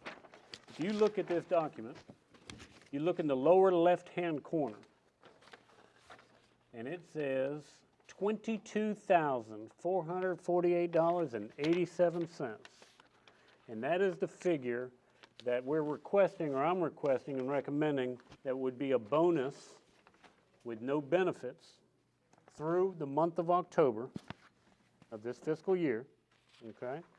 Through the month of October, it would be a bonus, and it would take $22,448.87. There would be no benefits associated with that figure. Will this cover all the county's employees? Not the constitutional officers, No, because I get that, but- anybody that did not receive that With the full-time exception, employee yeah. that didn't receive a 5% raise, and I think individually they're listed there. Okay. The second number for you to take a look at is, what does it take to pay for the remainder of the fiscal year, okay? In fiscal year 24, if you look in the upper right-hand corner, you'll see a figure there, and it says $85,198.40, and that would be the equivalent of the remaining 8 months. In addition,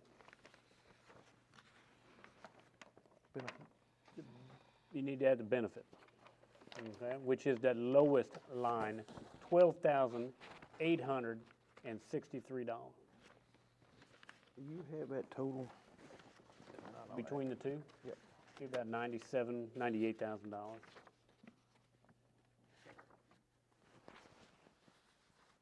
Give me the actual numbers there, 12. Mr. Van Orbeck, is the bonus in lieu of making it retroactive, or what? It's the equivalent of a retroactive raise, but because we're not recommending or we're not asking for benefits to be attached, it would be a one-time payment for everybody for the first period of the year. Okay.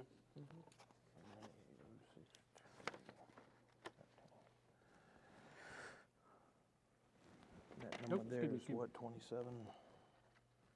22, 448.87. I think these were the questions that you guys wanted to have answered. What is this going to cost us? And that will be the base. That would be the base, but you got to add benefits to that $22,000 next year. Okay? But I would like to recommend to the board a 5% bonus paid to those employees who did not receive state compensated 5% raises in July. We are not asking for an additional 2% at this time, as the state-supported employees had already received the 5. We just talked about tonight on December 1st, there will be an additional 2%. This is simply a 5% bonus through October, and then the remainder of the year would be 5% salary increase. Next year, it'll be reflected as a salary increase, and anything awarded by the Board of Supervisors to these employees would be in addition to that figure. All right, well, board members, if y'all got any questions, if not, the first item is, do y'all wish to make a motion to approve the $22,448.87 in the form of a one-time bonus for the first part of the year for the employees that did not receive? And that, I believe, is through October. Yeah, through October. So moved. Second. All right. All in favor signify by saying aye. Aye. All right, next item, board members, is the continuing on salary and benefits in the amount of $98,062.13. What's your pleasure? Do you have a motion? So moved. Second. All right. Have a motion from Ms. Simmons, second from Ms. Shackleton on that one. All in favor signify by saying aye. Aye. Any opposed?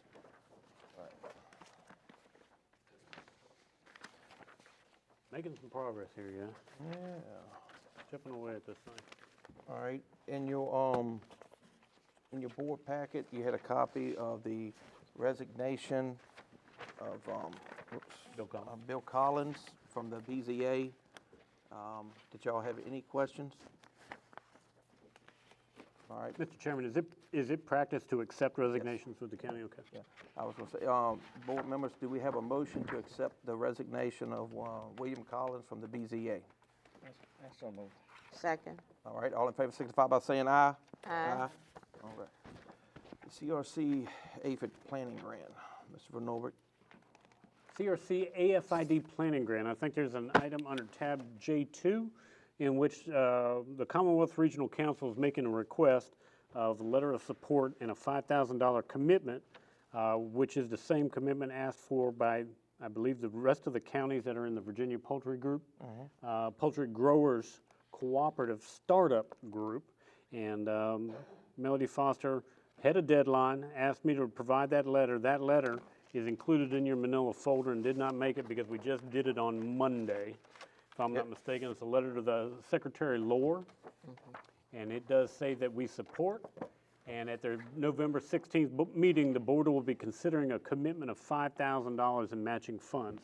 I didn't commit you to the $5,000, I just committed you to saying this is a good idea, and this was included in a grant application. And I'm asking now if the board would consider making that commitment of $5,000 in matching funds for the poultry, excuse me, and I'll say it correctly, Central Virginia Poultry Growers Cooperative Startup Project that is being administered by the Commonwealth Regional Council. That's so moved. All right, we got a motion on the floor to approve the $5,000. Second. All right, all in favor signify by saying aye. Aye. Motion approved. We already did that and that. Your next item is going to be J5, the social services compensation. I believe we have a letter in your board packet from Shannon Reed, who is our social services director, and I think it falls in somewhat similar to what Leanne Watchers had recently asked for some salary adjustments. We have some experience with this in Amelia. The social services department gave some bonuses and some salary adjustments to folks previously, and those salary adjustments sadly were not approved by the Board of Supervisors, and our Commonwealth attorney had to get involved, and indeed that was returned. Shannon is doing it correctly. She has come to the Board of Supervisors and is asking if those salary adjustments can be made with the funds that she has. However, hers is a little different than Leanne.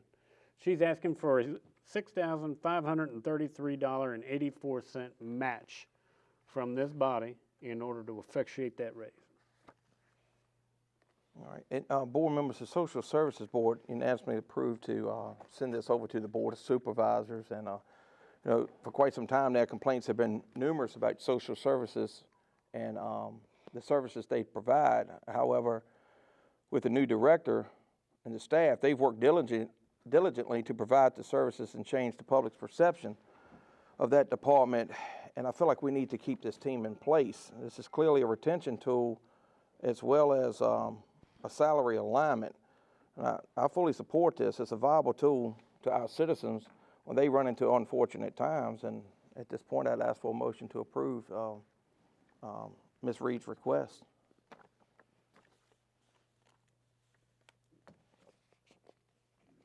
So we would be moving, Mr. Chairman, to approve the $6,533.84 Yes, match. ma'am. So moved. All right. Second. All right. All in favor signify by saying aye. Aye. All right, the tax agreement. As you may or may not recall, at the last, one or two meetings previous, we approached the Board of Supervisors or I asked the Board of Supervisors if you would consider entering into an agreement with a company called TAX, and it's an acronym, and TAX is a legal collection firm, and the acronym TACS stands for Taxing Authority Consulting Services, and I think this was presented to Ted about a year ago, and I don't think it made a lot of traction, but the town of Blackstone has been using TAX and are very satisfied with TAX and the collection. There is no dollar figure associated. Use of TAX and a subsequent adoption of either an ordinance or a resolution next month will enable them to collect their fees directly from the delinquent party. There will be no charges. I shouldn't say that. You may have to pay advertising fees and some of those types of things, but as far as you paying actually hourly legal rates, those will be paid by the individual who's delinquent in the collections. If I read this correctly, the county gets full reimbursements for the taxes that is owed. That's correct. It is not a portion of the taxes that It are is not a taken out to portion, it supplement. is collected in addition to the taxes owed. What we're asking for tonight is an authorization to execute the agreement with the understanding, if you want to go in that direction and you want those fees to be paid for outside of the delinquency, that there will be either an ordinance or a resolution, and I think his letter mentions both, and I would recommend doing it as an ordinance. It is money being collected. It does affect people's pockets, and I do think a public hearing logically should be held. And asking authorization, 1, to execute the legal services agreement with Taxing Authority Consulting Services, PC, and number 2, authorize us to advertise for a public hearing, to advertise an ordinance by which they can collect their fees directly from the individual outside of the fees or the taxes, and the treasurer can use this individual too for collecting delinquent taxes. Our specific purpose with the county is to collect delinquent landfill charges. And Mr. Norwood, the one question I would have for this, and the reason why I'm asking, should we bid this out, and I understand there's no cost to the county. The reason why I'm wondering if should we bid this out, now I understand there's some people that just don't want to pay their taxes. Correct. But my concern here is there cheaper rates with this service so the people that are having to pay, is there a company out there that would maybe not charge quite as much? We have not found that. We were doing our collections on an hourly rate with our town attorney, and we weren't getting anywhere near the dollar. Is there somebody out there that can do it less expensively? Perhaps. The state code does not require procurement for legal services. Okay? It does not require procurement process.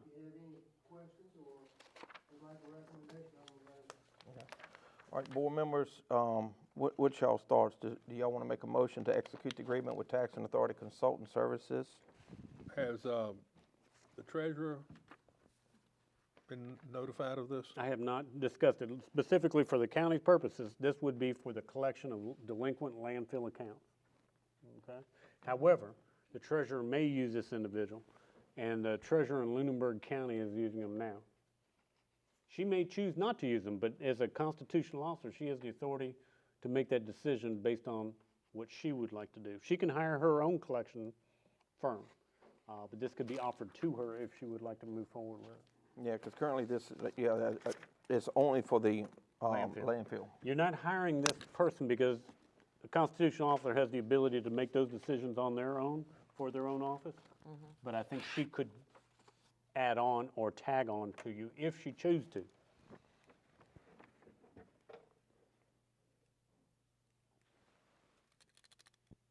Or are you talking about the ordinance with the Yes. taxes? Talking about right back here. Yeah, we can discuss that. We can change the ordinance to make it only specific for that, but I think if you want to make it available to the treasurer, I think you need to include the term taxes in there. Oh, I got you, okay. You're making a broader sword if she decides. If to she use it. decides, Okay. then there will have been properly advertised for all collections. Okay. And it can be business licenses, it can be, our folks do a lot of meals tax collection. It can be lodging taxes, cigarette taxes, it can be a multitude of activities. But I do think a public hearing would logically be held because there is a dollar figure associated for the tax-paying, albeit a delinquent tax-paying person, but a taxpayer. Well, board members, once again, there's 2 items here. one would need to execute the agreement, but also hold a public hearing.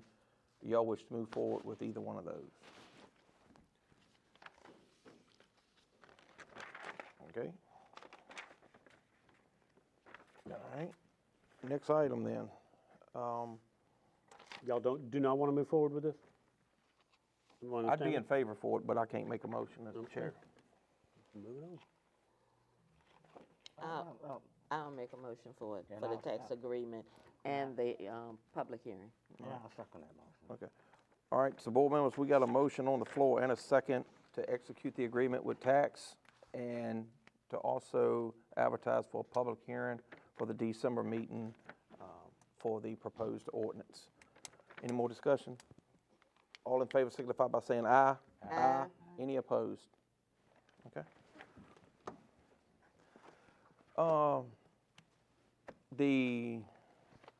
Electoral board, registrar.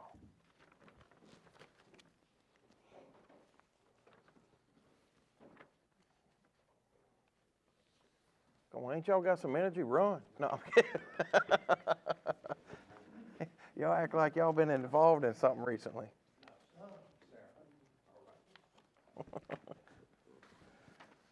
Good evening. Good evening. Mr. Chairman, distinguished members of the Board of Supervisors, County Administrator McMahon Norbeck, I have some documents if you would let me Sure. share them.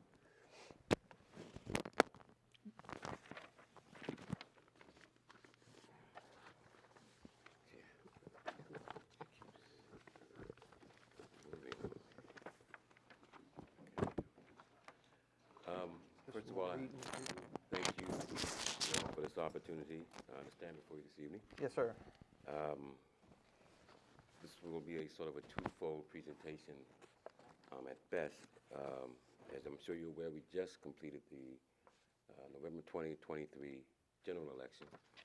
So in the packet, I just gave you some brief updates of what occurred. I'm sure you've already been made aware of the numbers associated with each of the positions that were on this year's ballot.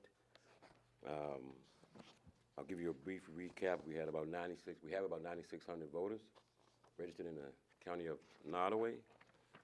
About 4,100 actually participated in this year's election. That's about 43% of our total number of registered voters. You have a recap of the numbers that were recorded on Tuesday of last week, signifying the winners in each of the categories that were on the ballot. One thing I would like to stand here and offer as a recommendation, and this basically pertains to the up-and-coming elections in 2024. Redistricting is still kind of an ongoing effort. We're still having to do some adjustments as we speak now. But one of the things that I would like to bring to this body's attention is the potential for a much larger turnout in the 2024 elections. Specifically, Chairman Rourke, your district, the size of it as it stands now, and the one polling precinct, I offer as only a recommendation that you consider maybe reinstating one of the others that were eliminated when redistricting occurred. Sure. The Crew Library, as it stands now, and you all are aware of it, is not a large facility. And the number of registered voters that would now vote there are over 2,000. So if all of those voters who don't decide to participate in any of our early voting opportunities would go to the Crew Library on Election Day in 2024, I think you see the picture I'm trying to paint for you. It could be sort of a madhouse. Could you and I set a time as soon as you get catch your breath? So as soon as you get your chance to catch your breath, could we set a time and just you let me know what's available to you? Mondays after lunch would be a good time for me, and let me know when we can get together and start looking for a place. Okay. To get that taken care of. Thank you. Mr. Reynolds, I want to ask you too, my district is probably the largest geographically. Yes, sir. Wraps around Burkeville and goes all the way down to almost the little Nottoway River. I would like an opportunity to look and see if I can find a site that's a little bit more, I mean, I'm good with, you know, the registrar's office, but if you go from the tip of my district and have to drive to Burkeville, that's about a 25-mile ride. It is quite a distance. So if I could find a site somewhere in there that would be suitable, and I need to know what you need to have there, you know, would you have to have internet and that type of thing? Internet, no. Basically, we just have to meet the requirements for, say, handicap voters Right. and such. Obviously, some parking availability. Right. Normal accessibility, and for the body here to approve, you know, the establishment Right. of that as a viable Right. polling place going forward. I'm gonna look around and see if I can find something. I know there's a couple of churches in that area that may meet the requirements, but anywhere, I'm just trying to help folks to not have to drive so far. Yes, sir. I mean, quite honestly, this is the second election that I've administered. We've not by any means reached 50% of our registered voters participating. But what's coming in 2024 is a full-blown presidential election. I've not administered one, but I believe it could attract a lot of attention. Yeah. And I agree with you. We should make access to the polling places for our citizens one of our top priorities. Right. My second reason for standing in front of you this evening, I heard a lot of talk about funding since I've been here tonight. And I know you guys have a lot on your plate. Y'all don't want no money, do you? A little bit. So I've added a memo to your packet that Chairman Reynolds and I both crafted.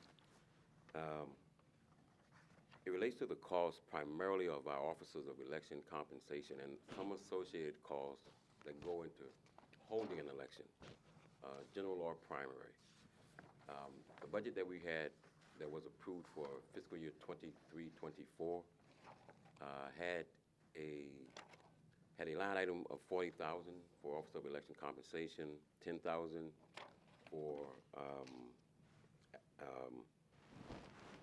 for advertising. I'm sorry, $10,000 for ballot for printing, $3,000 for advertising. The memo that you see in front of you relates. Well, it reflects the cost that we've already incurred from the general election in November on those same three categories.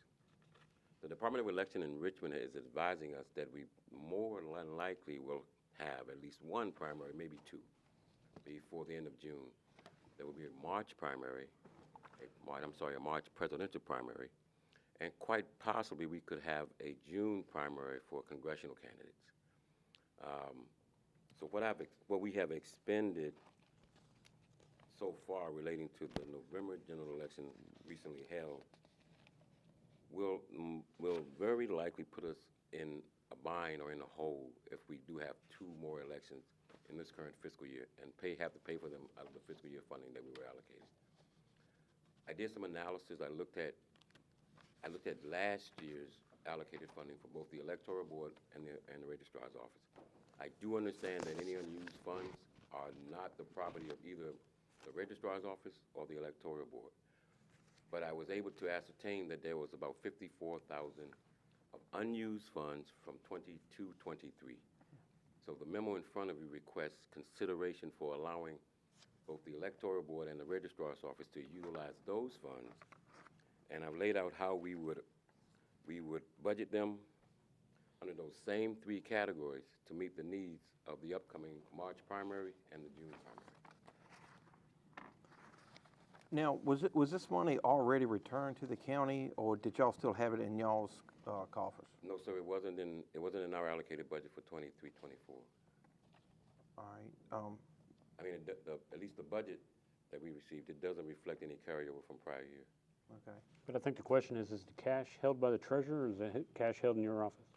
Oh, I don't hold it. You don't have access to it? No, sir. Okay. It'll be held by the treasurer. So roughly, y'all returned enough money to cover these two potential primaries. I believe if the board would consider reallocating those funds, we could cover the required compensation for our officers and meet the cost of printing our ballots, as well as advertising informational advertising for the citizens of the county. Well, I mean, we gotta hold the primaries if they hold them, so we need to get them the money somehow. Now, I will say this, the March primary, from my estimation, is pretty much a guarantee. Right. The June primary right now, the Department of Elections, although they've put a marker down for it, they can't confirm it today. Okay. And so the way I was, I hope you guys see it this way too. If you were agreeing to allocate these funds to us, what we don't expend, again, it will return to the county at the end of the fiscal year. Right. Yeah, and I mean, I have no problem with y'all's request. I mean, because at the end of the day, we gotta pay for our citizens to be able to vote. So, do y'all have any questions for him? Can we have a motion to approve the $54,000 request to be allocated back into the registrar's general fund? So moved. Second. All right, any more discussion? All in favor signify by saying aye. Aye. Any opposed? Chairman Rourke, just one thing, these funds should be allocated to the electoral board portion of the budget.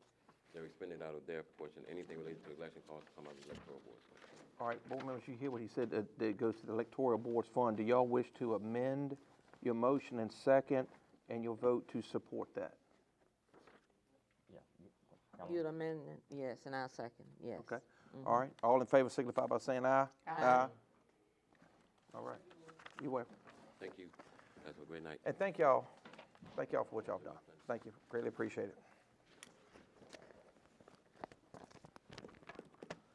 All right, rock and roll.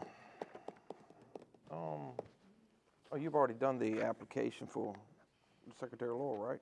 Mm-hmm. Okay. All right, the consent items, board members, I had a couple of questions on a couple of the consent items. If you roll over to page 23 real quick. Let's see, page 23. Right here, it says, County of Nottoway rent of building. What building are we renting? Page 23, hang on, let me catch up to you. Okay, it's See if I can figure it out. it's the last line. October rent in the amount of $3,126. Because this is not money coming in, as I understand, unless I've missed something here. This is money going out. Money going out, because it has an invoice number attached to it? Yes. The rent of a building. Page 23. Page 23, the very last item. I do not know the answer, and I will find out the answer. Okay. Be happy to. All right. Then, page 33.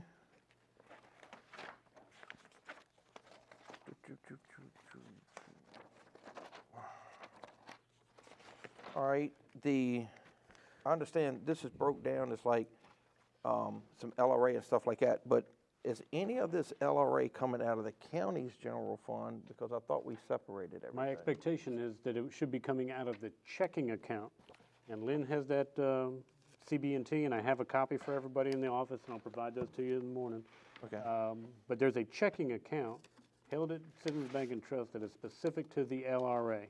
Logically, and if it's not happening, it needs to. And that checking account, Ms. Shuggin, is it not over $600,000?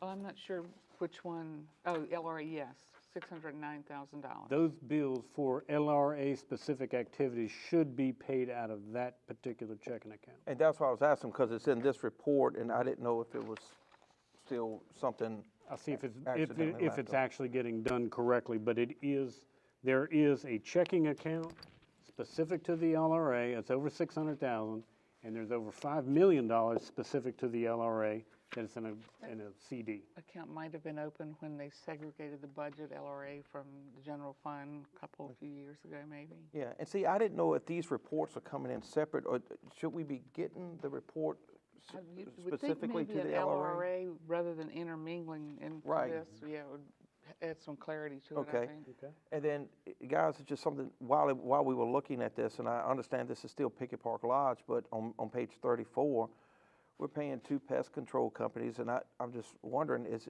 this something that we should be looking at? It's about middle of the page where it says Dotson and Hill. When was the last time we bid anything out? Is this something that we should be looking at? Sure. To possibly get lower rates by going with one company? And again, on page 36, It's the same thing at the top again, same two companies, a different location. And then on page 39, the first couple of lines there, it says Caterpillar Financial Services Equipment Repairs. Is this to equipment that we still own? Because I thought we were leasing equipment, and part of that leasing agreement was, I think Caterpillar Financial Services is the leasing company, the leasing arm of Caterpillar actual equipment. I anticipate that these are lease payments. It's not necessarily equipment repairs, it may be equipment lease payments included in there and coded in that direction. But I think those are the lease payments on your landfill equipment. and it's only because it says repairs, it's the reason why it jumped out at me like that. But I'll so. double check and make sure that those are actually the lease payments and Okay. not repair. Okay. Well, board members, with those items there, do y'all have any concerns, or do we have a motion to approve the consent agenda? I move that we approve the consent calendar. Okay. Can I get a second? Second. All in favor signify by saying aye. Aye. Aye. Any opposed? All right. Of course, your correspondence items were in your packet under L1. Did y'all have any thoughts or concerns about any of that? If I may very quickly, I think there is one item in the packet. And Andrea, and you guys correct me, but there's an individual requesting a reimbursement for a building permit. Is that correct, Andrea? That is correct. And is there a dollar figure also? There it is on the Yes. back page. Excuse me, $64.87. Carter Herzog for Parker Oil is requesting that money to be. That was approved. They approved it, the whole consent agenda. My bad. Okay. Yeah. All right. Thank you. We good? I'll get it next time. Thank you, no problem. Okay. All right, the county administrator's report. Will? I am pleased to see several things with the county. I think there's still some things that probably need to be addressed within the next few months. I am going to ask the town council Monday night, if agreeable, because on the 21st of November, my 90 days with the county is to expire. I'm going to ask the town council, if agreeable with them, I'd like to stay at least till the first of the year, if that's agreeable with you guys. Meet the new board, and then they can start making those decisions. If that's agreeable, if you guys hire somebody or find somebody prior to that, not a problem, and I'll step aside, but I need to give the town council some clarity on timing, and I'd like to tell them, if agreeable to you, and if you're satisfied with me coming up and helping, to stay until the first of the year, if that's agreeable. If you quit acting so country, we might be all right with that. No, I'm fine with it, and I appreciate your help, and I appreciate everything the town of Blackstone has Enjoyed it offered. very much. I would ask you to make a motion to make that request of my company. To extend the arrangement until the first of the year. Okay, board members? So to make a Okay. second. All right, we got a motion from Ms. Shackleton to extend the request for Mr. Van Norbeck to the end of the year, unless an administrator is hired prior to then. And we got a second from Ms. Simmons. All in favor signify by saying aye. Aye. Any opposed? I would like to ask a question. How many applications have we gotten? I think it was 10, well, one coming today, 11. 11? 11. Yep. I have two other items very quickly, is actually three items I would like to share with you. The first of which, Mr. Zodi has departed, but in my hand is a court order from the court here in Nottoway and Circuit Court approving the boundary line adjustment for the town of Crewe. I think that is completed, and the court date was the 16th of November, so I think that that's hot off the presses, and a copy's available for anybody that would like to see that. Number two, the chairman asked me to provide to you a copy, and I think it'll be in that manila folder that everybody got, a copy of the town of Blackstone's spot blight abatement policy. And I would like to take credit for it, but I can tell you, this is Petersburg's spot blight abatement policy that says Blackstone on it. And man, I was mighty hesitant to recommend to council to do this, but I had a couple council people that really wanted to try it, and it has been the best cleanup tool the town of Blackstone could ever have taken on, because it gives us the tool where we can actually possess the property if the individuals don't comply with the order. Okay? Before, you could do the work, the demo or repair work, and you could collect it on par with taxes, but this blight policy actually gives you the ability to, and we're going through it right now, to condemn and take the property if people don't comply. That is informational. If you'd like to talk about it some more next month, whatever, but the chairman asked me to provide that. And the last item, I would like to notify everybody that we have hired a new building permit tech. Her name is Melissa Mohn, M-O-H-N. Her start date is December 1st, and she will be replacing Susan Tucker as your building permit technician. She is from Ford, Virginia. Glad to have her aboard and get that rolling too. And we do have a closed session scheduled for personnel matters. All right, there's something missing though. The radio, how did we miss that? Is there action to be made? There is? I believe there's a request, yes. Okay. There is included, and I apologize, I was not aware that there was going to be a request and for action, but there is in your packet from CTA. Is this public information now? Yes. Okay. And would you like to brief everybody? Yes. Yeah. I happened to glance over and seen Joey, and I was like, whoa, wait a minute, we fixing to forget something.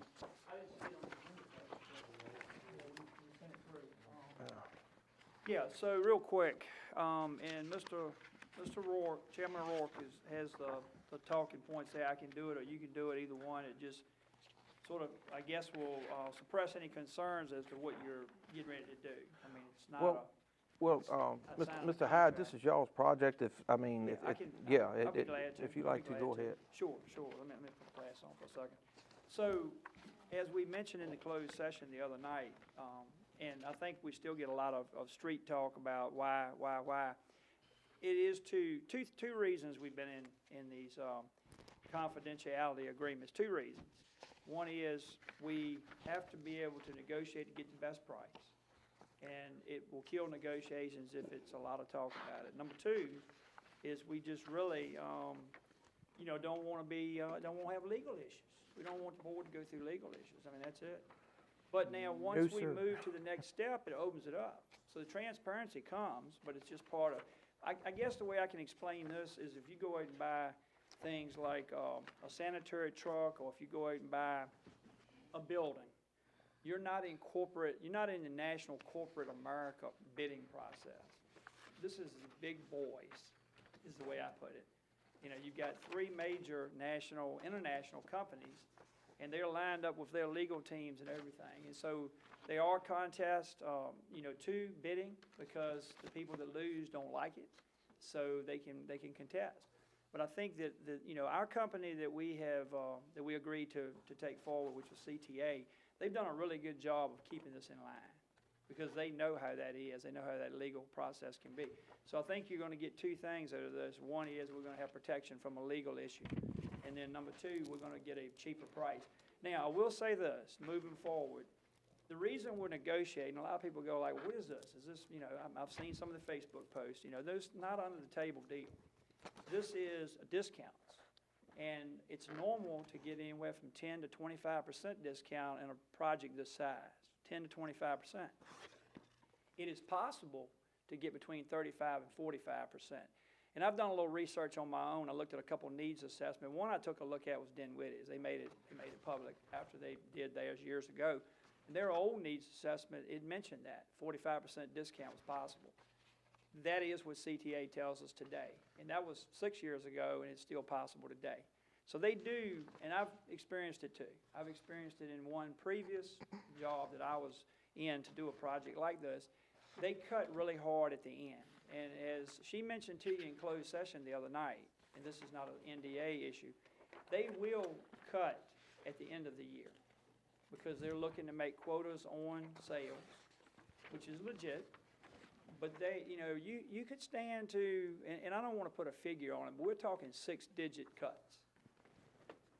You won't get 7-digit cuts, but you'll get 6-digit cuts. You can. It is very, very possible. So That is why we have had to do the process like it is. I understand, I totally get it, but we want you to know that. So just really quick, the talking points that she provided for Mr. Chairman Rourke and myself and Mr. Van Orbeck, whoever wants to go, but I'll go ahead and go. The evaluation report was sent to you, detailing the proposal evaluation process, okay? That was sent, I believe that's in your packet. I believe Ms. Kelly, am I correct, Ms. Kelly? That was put in your pack.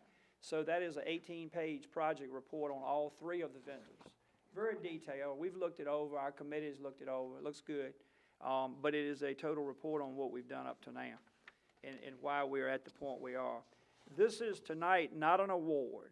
That's the key point. This is not an award. This is a notice of intent to award, which allows the county representatives, CTA and us, to engage in negotiations to obtain the best system at the best price possible, which is what I said a minute ago. But that is it. It's not an award tonight. Specific questions are difficult to answer this time, as a contract has not been negotiated and the items may be negotiated in or out of contract. So again, once you get contract, leading up to contract, you can get negotiations. So what we want to do is get a price for you. That's bottom line. We want to get a price for you.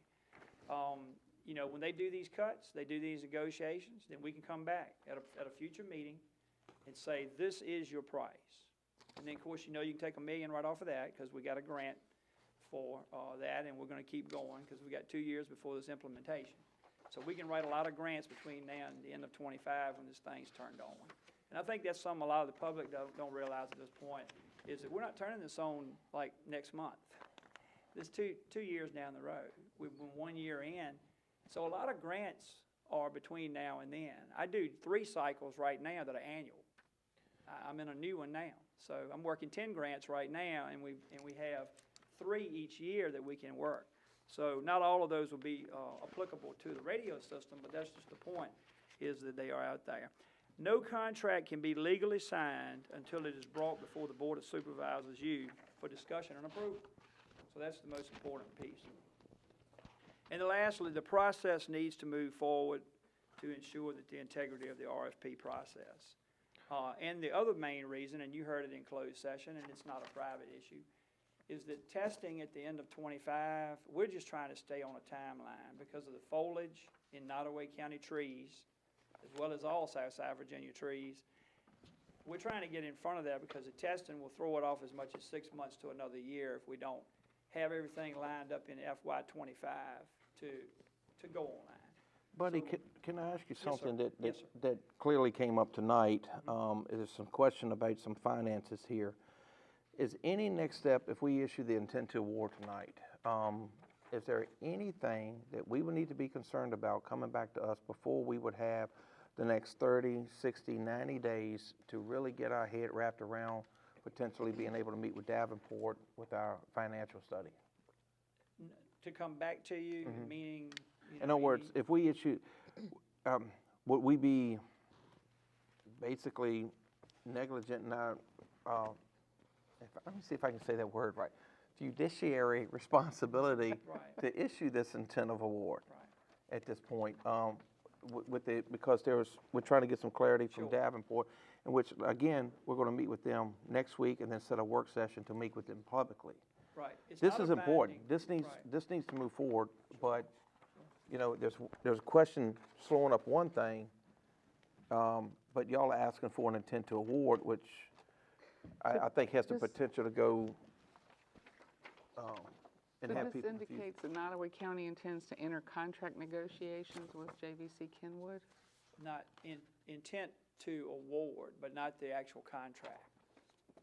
In the letters there, you'll see, I think it's in your packet, it's a short letter, I've got a copy of it here. Provides this notice of intent to award RFP, Nottoway County, based upon the evaluations by the Radio Evaluation Committee.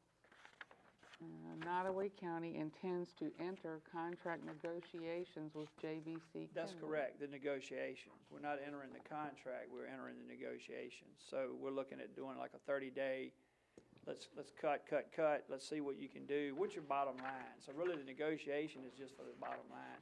We can say no, and what normally happens is the other vendors, which you know who the other two are, they are corporate as well, corporate America, and they will to get to the point where it's so competitive that they may override this company and say, I'm coming up with something and give you something free. Because normally what they will do is they'll say, we'll give you this free, or we'll give you this, or we'll do something else for you, depending on what it is. It could be a tower equipment, it could be subscriber radios. There have been some localities in Virginia that have received all the subscriber radios free because they wanted that job so bad.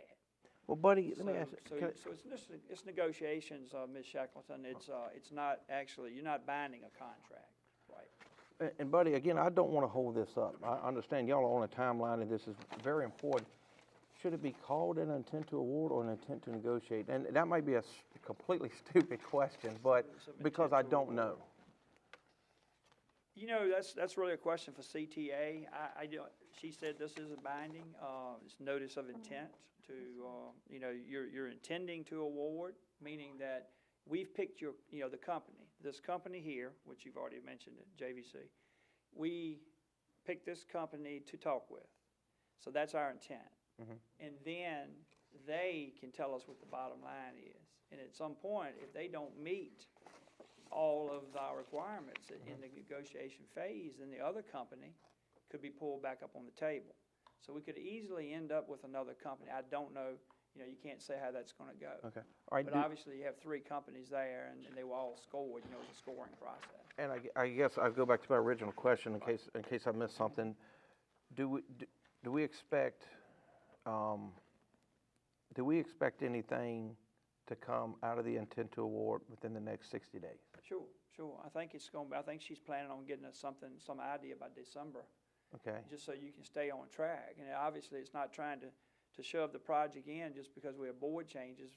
I thought about that. I said, I can see the perception on that, but you know what? We've been at this since February 22. We didn't even know anybody was changing on the board. Right. Honestly. I mean, Right. in February 22, none of you knew you weren't going. I don't think you had made announcements you were going to leave yet, right? Right. You may have. I don't know, Ms. Shackleton. Maybe mentally. I know you gave us a notice, but I think this was all before that. I mean, we started this process way before any consideration of a board change at all. So that hadn't been part of our conversation. It really hasn't. I mean, but it is an intent, and the reason the intent to award is only because they're not going to be serious about doing anything with us if we don't give it an idea that we may move forward. Okay. And but it's a may move forward. Okay. The only other thing I have is, since our meeting, no one has came to me from any of the services to object. And so with that, with this understanding, of course, the chair currently under the rules of procedure can't make a motion, but I think I'd feel okay moving forward with this intent to award. But board members, that's on y'all to either make a motion or. I recall a lady when we were in session saying that this is just to get the thing going. We're not saying we're going to enter into a contract with them. We're just saying we've got an intent to award it if. Yes, sir. I think what we're awarding is the RFP. Right. Yeah, they responded to this RFP, Right. so they were That's selected. That's what we're awarding. That's why she worded And it that way. And if they'll enter negotiations with the company to which it was awarded. Right. Yeah, I think we're all right there. Yes, ma'am. Yeah, All right, so board members, with that, again, I ask, is there a motion to approve the intent to award? So moved. Second. All right, all in favor signify by saying aye. Aye. Any opposed? Okay. Yeah, thank you for that. Thank you. And again, it's not a binding contract, so you don't have to worry about that. And we'll look and see what the bottom line is, and then we'll come back to the table.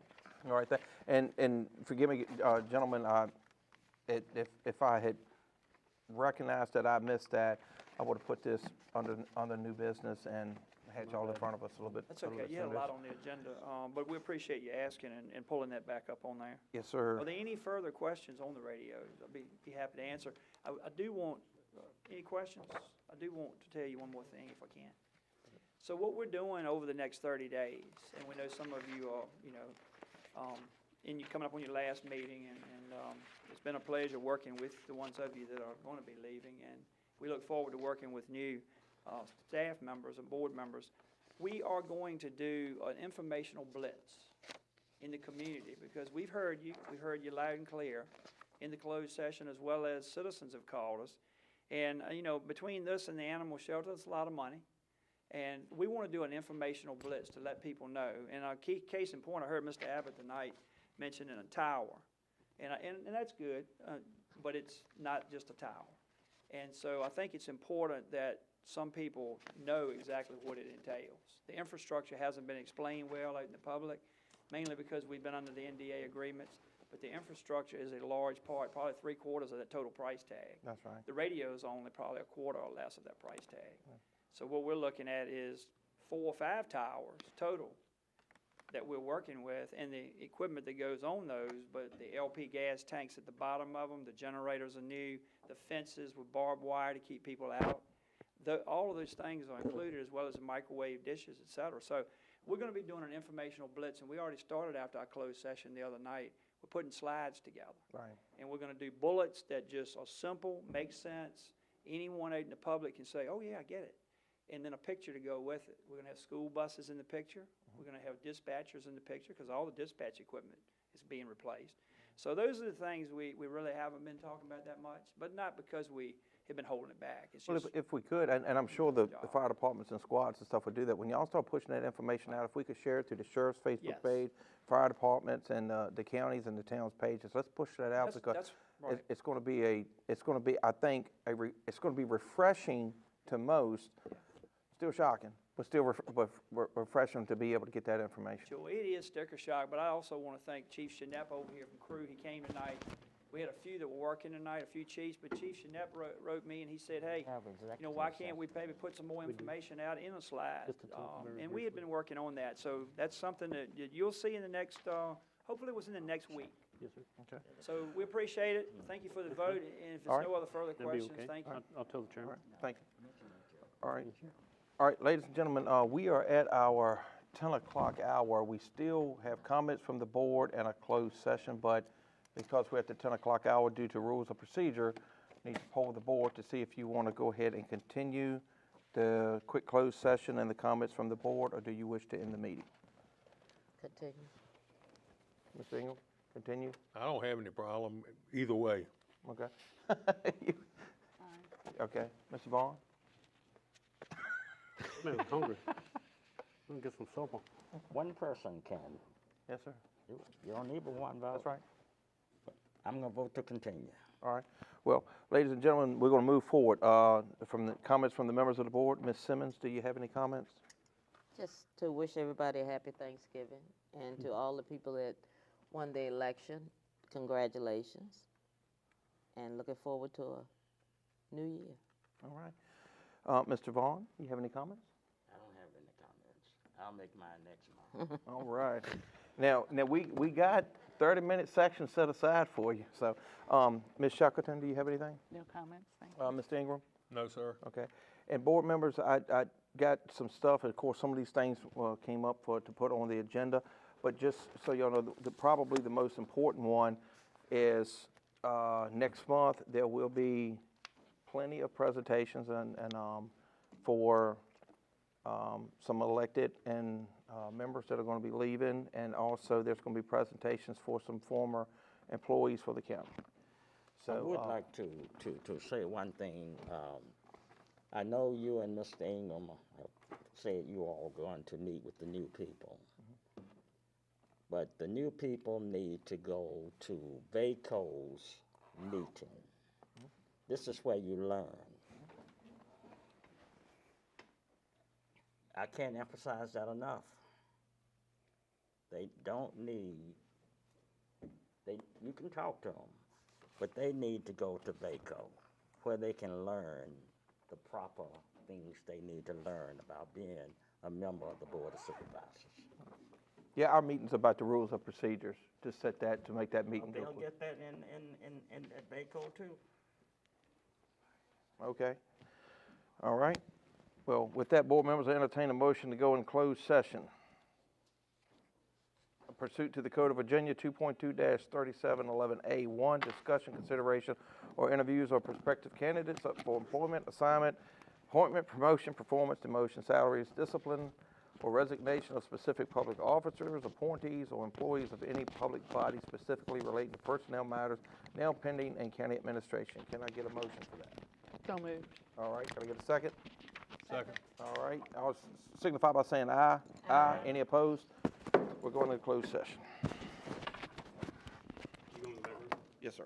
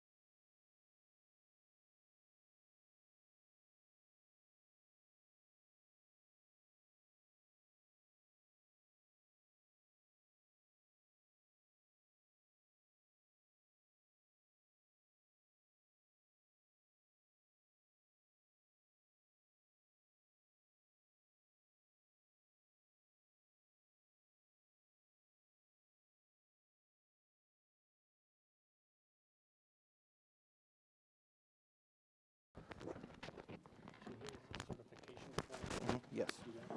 All right, board members, I need a motion to reconvene in open session. So moved. All right, I got a motion and a second. All in favor signify by saying aye. Aye. And let me pull this motion for certification, which is, it's here. It's here. I know it's here. Right, but there it is right there. All right, guys. All right. There's your clerk.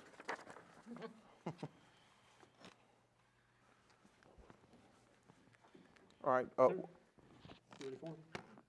yes. Okay. Certification of closed meeting, whereas the Board of Supervisors of Nottoway County, Virginia, is convened in a closed meeting on this date pursuant to affirmative recorded vote in accordance with the provisions of the Virginia Freedom of Information Act, and whereas Section 2.23712 subsection D of the Code of Virginia requires a certification by this Board of Supervisors that such closed meeting was conducted in conformity with Virginia law. Now therefore be it resolved that the Board of Supervisors of Nottoway County hereby certifies that to the best of each member's knowledge, only public business matters lawfully exempted from open meeting requirements by Virginia law were discussed in the closed meeting to which this certification resolution applies, and only such public business matters as were identified in the motion convening the closed meeting were heard, discussed, or considered by the Board of Supervisors, and no action was taken in the closed meeting regarding the items discussed.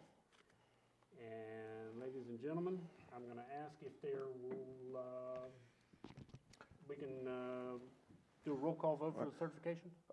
I believe Dickie moved your motion as it was read. Can we get a Yes. second? Second. All right, so now you can roll call. Ms. Shackleton? Yes, I certify. Mr. Ingram? Certify. Mayor, or Chairman? Call me the mayor. I so certify. Mrs. Sue? I certify. And Mr. Vaughn? I certify. There you go. All right. All right, board members, we do have a action item to consider here. Can we get a motion to honor the two agreements dated 1/5/21 for the transfer of leave, and for 1/7/21 for transfer of leave, as stated in the agreement between the Commonwealth's Attorney Leanne Watrous and Rita Flippin, that she will be eligible for maximum payout from the victim witness budget of 18 days of accrued annual leave. And the Nottoway County Victim Witness Program will not pay out upon termination for any leave earned prior to employment in the Victim Witness Program. Any unused transfer leave will be forfeited. Someone wish to make that motion? I will make that motion. All right, can we get a second? Second. All in favor signify by saying aye. Aye. Any opposed? It is taken care of. Board members, y'all have a happy Thanksgiving, and can we have a motion to adjourn unless y'all I have so anything? move. Second. All in favor signify by standing up.